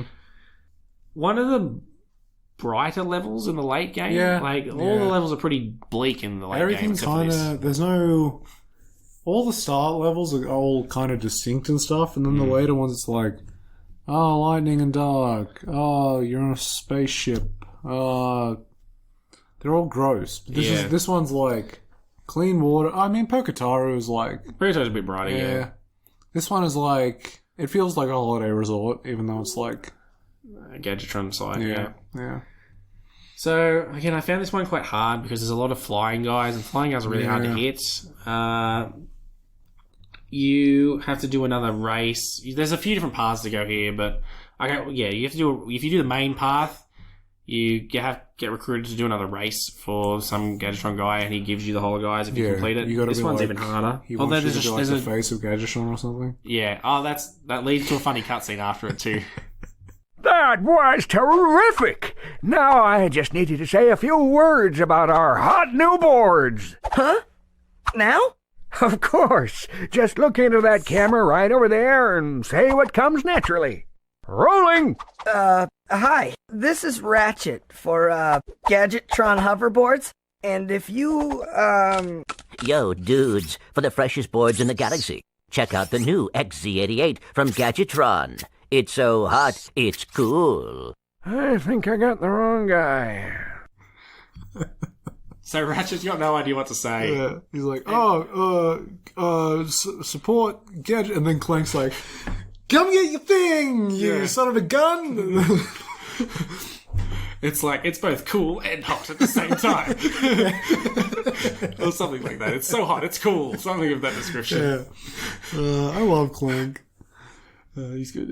And then the other path here is the grind path, which... See, I'd always been either jumping or wrench hitting everything. Yeah. This one, I... realised that you can use the flamethrower to destroy the bombs. There's a grind path on the electric planet too, isn't there? Did we talk about that? I feel like there is, because I feel like there's one point where you're outrunning the electric shooting robots, and it's like the camera's pointed back at you. That's the part that I didn't know what we got at the end. Yeah, that was the one we were talking about. But yeah. I don't know what you get for doing that. Who knows? Anyway. Yes, so this is where I worked out you can just use the flamethrower to destroy the bombs in front of you rather than jump them, because I found them impossible to jump this time for some reason. So I would just like feather the flamethrower as they came up to me. Yeah. Then there's 2 spots here. There's a secret spot for a gold bolt where you have to hit like certain panels along the way, and there's one that's missable, and then there's one that you can just keep doing the loop until you get it. Like 3, the other 3. Yeah. And then you can get a secret passage for a gold bolt, but the normal path leads you to like this woman who's a robot, so Clank's like into her.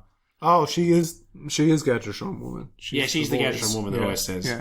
I did not detect something There on this is no planet. raritanium on Earth. Yeah. So she gives you the map-o-matic, which lets you like see which areas you haven't explored and where secret areas are, so you might be able to work out how to get to them. Which it's good in the era of no walkthroughs really back. Like, I mean, there was a walkthrough 2002. There wouldn't have been much going on in 2002 in terms of like internet walkthroughs and stuff. We're almost at the end. We are up to Drek's fleet. Oh no, we have to go back to the quarter to do the Hologuise thing first. But yeah, what's Drek's fleet? Oh, that's where you're on his ship and like you got to wave at all the robots. Yeah, I hate all the robot waving. I remember this. Yeah, this bit on Quartu.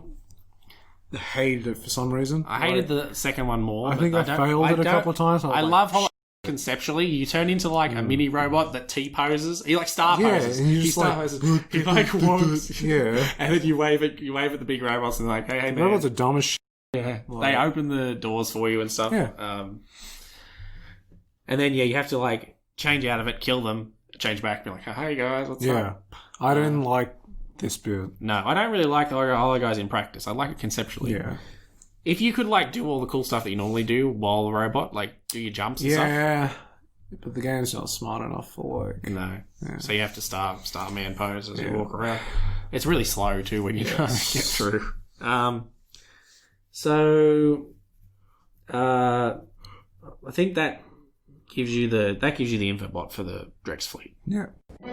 My fellow blog, our synthetic world is now fully functional and ready for habitation. However, there is one small obstacle in our way. This pathetic lump of a planet. Due to some blunder of fate, it happens to occupy the galaxy's most perfect orbit. But no more. Behold, the Deplanetizer, the most powerful laser ever created. Soon, we'll move the Deplanetizer into place just above the planet's surface. I will, of course, be on hand to press the button that will blow this mudball to smithereens. No one will even miss it. See you then! Ratchet, are you all right? He is going to pay!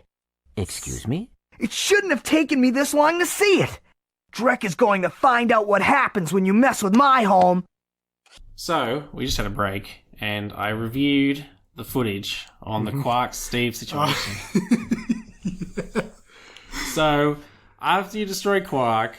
This is Darla Gratch reporting live from Gorda City. This once peaceful planet is being torn apart today in an unprovoked attack. It now seems certain that Supreme Executive Chairman Drek will not be dissuaded in his efforts to destroy the galaxy for his own selfish needs.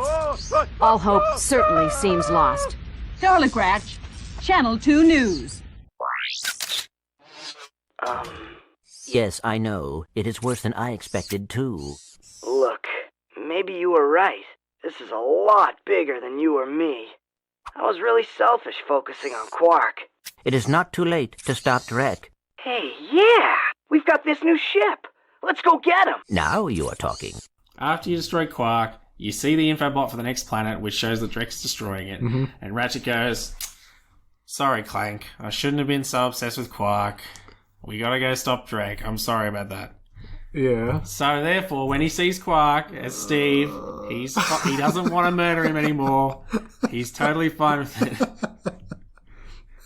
Also, Quark reads like an official script, so I guess it is an official Gadgetron vendor. But it's It's a cardboard thing, though. I know. Well, it was a pop-up store. It was a pop-up Gadgetron store. Gadgetron has a better budget than cardboard. I get. Well, it was. Why don't they do Megacorp? He just crash land on this planet. Doesn't he end up in a different galaxy? Yeah, that's I don't why. know. Why is Quark there? Just around, I don't know. So anyway, what we were actually talking about was the second last area, which is Drek's fleet in the Velden orbit. Yep. So you find out at the end of here somewhere that he's finished his planet. Drek's finished his planet, but he needs to get the best orbit for it, and of course that orbit is where Velden's orbit is, which is Ratchet's home planet. If you forgot that part, so you head to his ship. There's a side area here where you do another hydro water race, and you get something called the code bot, which apparently the code bot was... Oh, that's right. What does this do? Apparently the code bot was going to be something, but it got cut, so it opens one vault on the place you were before, Quatu, and you get a single gold bolt. And that's the only use of the code bot. They managed to keep this water race in, and they needed to give you something at the end of it. I feel like the first time I played the game, you know how that guy gives you the Persuader? Mm. I must have just, not read the stuff. Because I was like, what the hell do I use this for? It's not a gadget. What the hell do I do with this? Yeah. But there's a lot of these gadgets that are just, garbage. Just not... Yeah. Anyway... Ratchet actually has a stake in the matter now. Yeah, Ratchet decided to go after Drek, conveniently one planet before this, and now... Yeah, but now he's there's a cutscene where he's furious. You see his face, and it's the most ugly, contorted face I've ever seen in my life. Now that Ratchet has a proper stake, and so... It's personal. Even though you've never seen any... Does he even have, does he have family? You never see anyone that he knows. He's the last Lombax. He's the last Lombax. But he knows in the remake, doesn't he have a mechanic that's his mentor or something? Yeah, I don't think he's a Lombax though. He's not a Lombax in the remake. That's what you're telling me. No, the mechanics. No. He's not. Okay. No, but I mean, he has. There are people that he knows. Oh, on Velden. yeah. As far as we know, in this game, he's the sole inhabitant of the planet. Him and the frog dudes. Yeah, that's it. So then you have to do this really complicated and long and hollow guys section. You're teleporting from little ship to ship. Yeah. And then in the end you blow them all up and you have to run or something like that. And then Drake's not there again. So eventually you actually have to go back to Velden itself. Tonight on Blood TV, the event you have all been waiting for, the total annihilation of an entire planet! Witness the power, the destruction, and the nothingness that follows. So join Ultimate Supreme Executive Chairman Drek as he pushes the button that ends one world and begins another. Then, stay tuned for the galaxy's funniest superhero bloopers featuring Captain Quark. And, because you see an infobot or something that says he's going to be there personally to push the button to blow up the planet. They got a Death Star. They got a Death Ray thing now that's going to blow up the planet. Yeah. So you end up exactly where you started on the very first mission when you land your ship. So you do that first bit up to where Clank was and then keep going. What's stopping them from just fly to where Drek is, dude? There's no landing pads there. They didn't need a landing pad on B planet. They just crashed. Yeah, there was. They crashed. They crashed their ship. But just do that. Well, what if they had to leave again? What if they failed in their mission and the planet was going to be destroyed? It doesn't matter. There's nothing to live for then. So there's just crazy numbers of dudes here. There's a bit where there's literally 20 fly guys out in an area, and I shot them all down, but I didn't realize. I think you're supposed to just run to the side really quick because eventually you come back to this area as Giant Clank. Yeah. So you're supposed to just wait until you're Giant Clank. So yeah, eventually you become Giant Clank. You fight Drek, who's also in a massive mech thing. Oh yeah, they're whoa! Here comes the big final boss. Yeah, you punch him 3 times as Giant Clank and do your super ult plasma electric I literally did. thing. I just did my ult, and it was instantly. And he's like, "All right, cutscene. I have a shrink ray now." So then, I don't like this boss fight. No, I think it's overly I had long. lots of problems with this.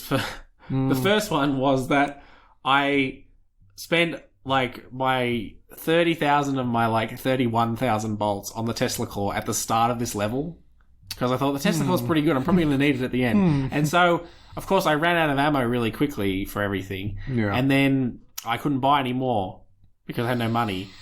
And so I had to live off drops to try and finish this. Because the thing is, when you die, you don't get any of the ammo you expended back. Yeah, that's my... But all the enemies...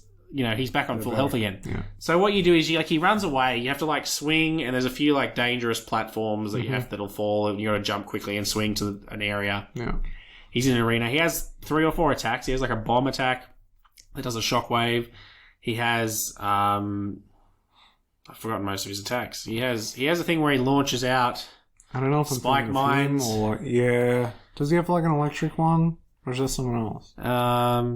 I don't know. I feel like the bomb one's the best one to attack because you can jump and shoot once while you're jumping. While you're jumping is shockwave. I'm thinking of the Snaggle Beast where like he has that laser where it lasers the ground and then catches fire.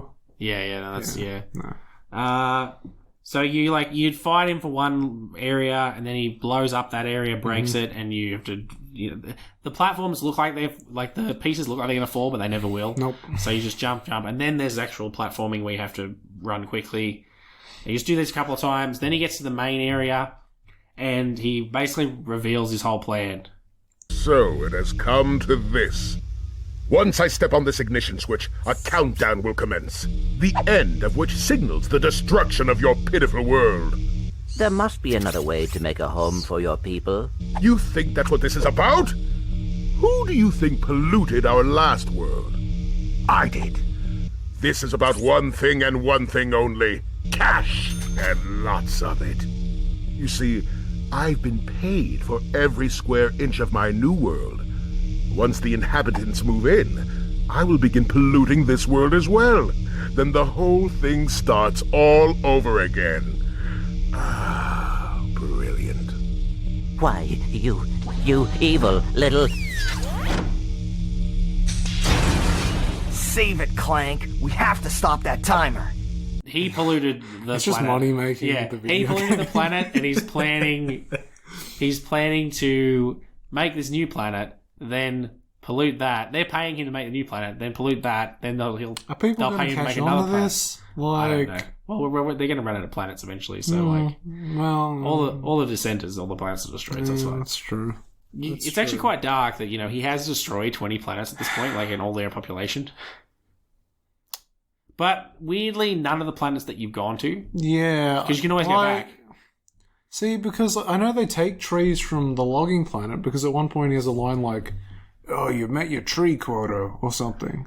Why don't they just take the piece of the planet that has trees on it? I don't know. Why, yeah. Why don't they just take a forest and put it on their planet? I feel like you have the technology to move planets these distances so quickly, you can't just make a planet, bro. Yeah. Like, I feel like there are easier ways to go about this. So he's still got about half his health left at this point or more. He runs and he activates the bomb, the laser, and seems like a bad idea considering he's on the planet that's going to get shot by it. Yeah. But he does it anyway. So then you got like 30 seconds or something. You got 30 seconds to turn it off with press the button. Yeah. And then later he'll press it again and you only have the time remaining that you had when you pressed it the first time. This one, he brings heaps of minions. There's like grind rails that you can use for fun. I use them because when you hit the button, he chases you. Oh, yeah. I use the grind rails to get away for that. That makes sense. They do an ammo drop about halfway through this to help you out, which is nice. Eventually he runs off like to the side and starts shooting at you like with these weird electric things. And eventually, it took me ages. It's just kind of like... It's just grinding him down. He has just so just much grind, health. yeah. And you have nothing that does heaps of damage. The Tesla claw does a fair bit, but you can get really close. It's not really like fun. It's just like... Yeah, it's just a grindy fight. I'm in two minds with my boss fights because it's like you kind of want them to be hard, but then sometimes you kind of just want like a big sort of spectacle boss fight. Yeah, I want them to be interesting. Like if this came down to just a giant Clank versus in-boss fight, like I guess we can talk about... If Giant Clank had more mechanics, that would be good. I don't know if this is spoilers. In the new Avengers game, it comes down to like a... It's not really a boss fight, but it comes kind of down to like a button prompty sort of... At the end, at the very end, it's a quick time event. Yeah. But they do, Which I'm fine with build to that. Yeah, I don't know. Something like that is better than like... this, but this is also also like 19 years ago. At the end of all that, Drek is defeated. Yeah, so Then you launch him gotta- onto his own planet and then blow it up with his laser. But why is his laser on your planet? It flips. Something flips. Yeah, The laser's on your planet, but it's designed in such a way that it's kind of like it's like a seesaw that goes the entire way. Yeah, because it. I don't know. But somehow Anyway, you butt flip it slam around. and then you point it. Conveniently, his planet his is planet's directly in the path, and then you blow it up. and you blow it up with him on it. He's 100% dead. Good job. Did it, and then that's the end. And then there's a post credits with Quark just advertising a thing for lols. Yeah, I think because it shoots or something, and then pieces of the planet, which makes sense. Pieces of the planet rain down on Velden, and then they knock you off. Clank's holding on to something. Oh yeah, you're about to fall. And then Ratchet grabs him, and he's like, "No, my arm can't do it." And then How do you get out of that? they fall, and then Clank does jetpack catch powers just at the end. Oh yeah. And then it looks like Ratchet's gonna Ratchet's gonna be. Well, I think this is on Clank. That was close. Thanks. My arm appears to be badly damaged. Ah, you'll be all right.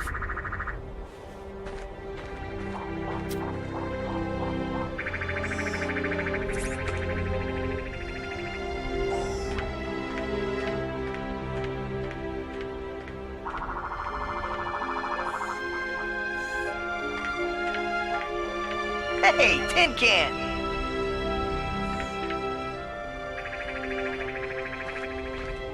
Where do you think you're going? We, still need to fix that arm.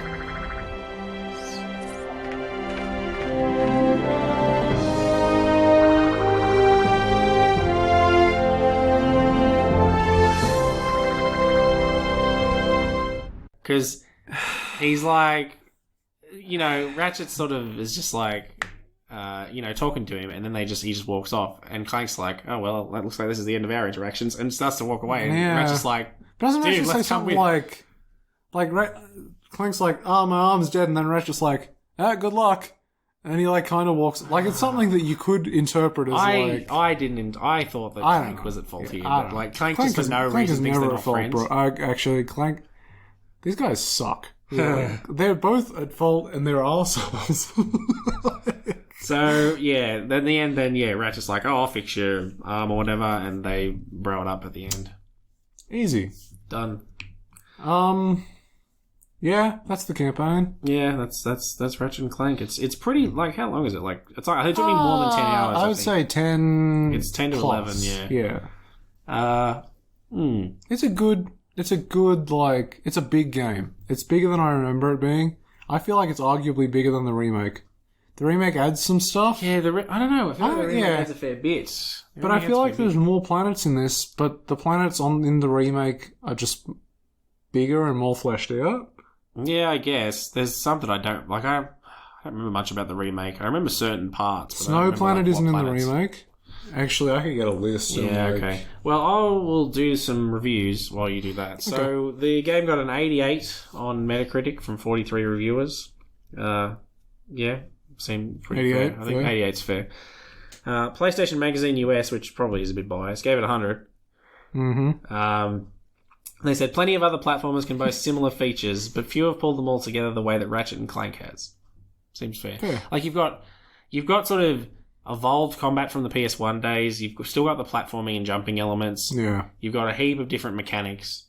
You've got a story with actual voice acting in it, as opposed to nefarious. There's no. The one thing I noticed is there's no voices. Cortex. Who? I'm thinking about. I was just saying Cortex does talking Crash. I was trying to think of his name. There's no dialogue in the levels. No, it's all cutscenes. It's all cutscenes, but Crash, it's like Cortex has 3 cutscenes during the game, and that's about it, basically, and then you beat him, Crash doesn't talk at all. Yeah. And then, on comparison, I got a low one from a place called GameStyle. They gave us 70. They said it's not in the same league as Jak and Daxter, but it is still head and shoulders above everything else currently available on the PlayStation 2. 70. So an indictment of the PlayStation 2 that 70 is the best thing, the best thing on there apart from Jak and Daxter. Is there? I know, like, Electric Planet is in the remake. Oh yeah, we can have Clank. The like Gas Planet isn't in the remake. Velden's different.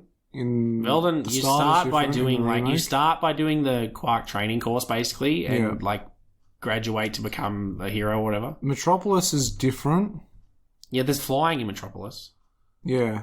The outpost, like the space station with the big scorpiony bug thing, that's largely the same. The logging site isn't in it. Yeah, it's all to do with what cutscenes they had, I guess, from the movie. Log Station, which one was it? That's the right at the start. That's the place that you said that was in it with the scorpion. Oh, yeah. Okay. Blackwater's in it. Which one was Iridia? Iridia's that's the desert one with Skid and that. Oh, yeah. Is that later it's on now? in it. No, but you go back there twice. Oh, yeah. Quark's HQ isn't in it. Is Planet Battaglia in it? It is. I don't know. The remake, I don't know. I don't know. I don't know much about it. I know but they've there's a lot that has been cut. But alright. I'm giving it 10.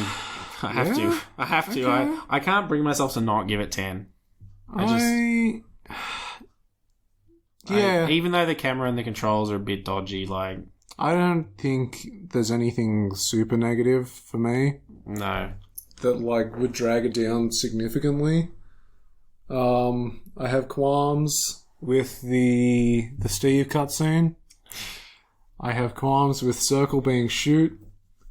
Camera's a bit dodge. Oh, by the way, I checked that plumber one. Yeah, it makes no sense. Yeah? Okay, then I have qualms with that. You were right on that one. Hey, plumber's back. Yeah. That was all. The only explanation I have for that is that they changed the dialogue and they didn't re-record the plumbers one. Like, they were supposed to make a joke and they didn't. I don't... That's the only thing I've got. And I thought, that's fine. What else? What else do I not like? Some of the gadgets are like... What's the point? Like that Sonic Summoner one? Yeah, some of them are pointless, What do you need? but you still feel like you're getting stuff. I don't need that pilot helmet. Just let me fly ships. Yeah. Well, the Clank can turn on any ship he wants. That was the thing he said. Yeah. So I'm going to give this 140,000 bolts out of 150,000 bolts to buy the Rhino. Okay, I like it. There we go. So that's like 90% or something. 93 maybe. More than yeah. Let's have a look. It's more than 90. It'll be 90. 93 repeater. So there you go. Nice. I'd say that's pretty good. Yeah, I mean, I sort of feel like... I mean, look, I have no integrity. It's fine. What did I give Halo? How many guilty sparks did I give Halo? Oh, 300... over 300 for that. Alright, well...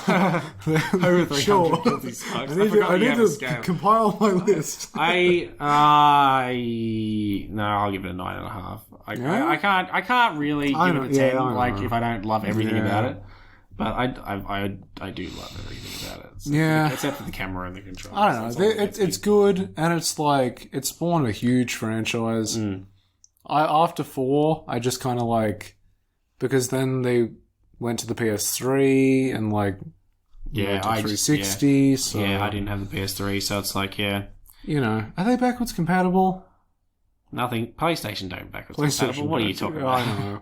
No, PS5. 99% of games are backwards compatible. With the PS4, not with everything, though. Yeah, well, I mean, 99%.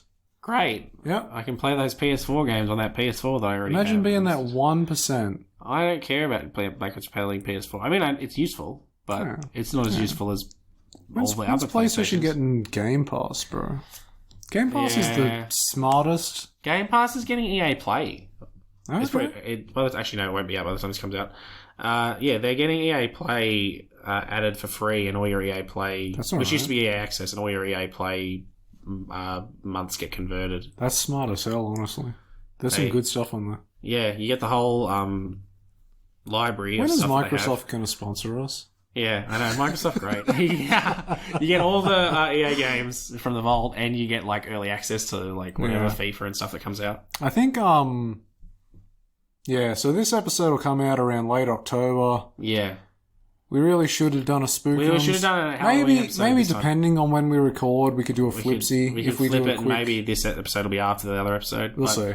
Well, it's like it's 6 days. This is 6 days before Halloween, and the next one will be 8 days after Halloween. So it's like it's pretty close. But you want to do it before? Man. It's like you're looking at Thanksgiving, dude. If we record quickly, we might be able to flip the episodes. But we'll see. Yeah, you won't know what's happening if this comes out on October 25. We didn't change it. No. Otherwise, we'll get something else. This is your spooky episode. Ooh. Hey, remember when... Plot holes. Remember when... Was there any scary parts in this? Not really. Remember when you fight the Snaggle Beast, and he's like... And there's lava? Yeah. Yeah, that was scary. Yeah, remember when, Yeah. Remember when you were walking on a Magnaboot track upside down and you accidentally stepped off? That was pretty terrifying. Spooky. Remember when, like, you told Clank not to go out because the electricity might get him? And then that was after it did get him. He got hit. Oh, spooky! Remember when he got hit by that that lightning? Remember the, crushing fear of having your planet absolutely eradicated? Yeah, that was spooky. Spooky! All right. Happy Halloween! This is going to make no sense if we do change it. Hope you had a happy Halloween. Covering the bases. All right, well, I think that's about all I've got to say. Yeah. So with that, you should do all the following and stuff. That probably is a good idea. Yeah. Follow us on... Facebook, Twitter, Insta, Patreon. Give us a $1. Yeah, or $5 or whatever. YouTube, we got that too. It's just check the link just for the YouTube videos, because it's a weird thing. Yeah, you get this in YouTube form if you like YouTube. You get like a little graphic. Yeah, it's just the episode picture. Hey, cool. Fun. Follow us all those places. Spotify. Anywhere you get podcasts, you can get the podcast. I mean, you probably already tell your friends if they like games. Be like, okay. That's the number one thing is just like getting more people to notice this. Yeah, tell your friends. Do they like games? If people notice it and hate it, okay, whatever, that's fine. Like we're cool, but we want to tell your friends to hate us. Like do like a review or whatever on the Apple or whatever they do. Yeah, give us. Do they do stars? Yeah. Give us some stars. Give us 5. Yeah. Do you think this was 5 stars? When's Apple going to introduce like Guilty Sparks as their their rating system? They rate the podcast, but the rating system is based on what the podcast is about. All right. Give us 5 PS5s out of 5. There we go. Give us. I got nothing. End the episode. This is it. All right. Well, until next time, I've been Matthew. I've been Ben. This has been the Pass Play Gaming Podcast, and we'll talk to you again next time. Bye. Do you have a problem with unwanted hair? Is painful itching in your nether regions causing you undue embarrassment? Do you just plain stink? Then you need this, the Gadgetron Personal Hygienitor. Hi, I'm Steve McQuark, and this little baby can take care of any grooming needs that are just too much trouble for you to handle yourself. Allow me to demonstrate. Yeah. Oh, mommy. Turn it off! Turn it off!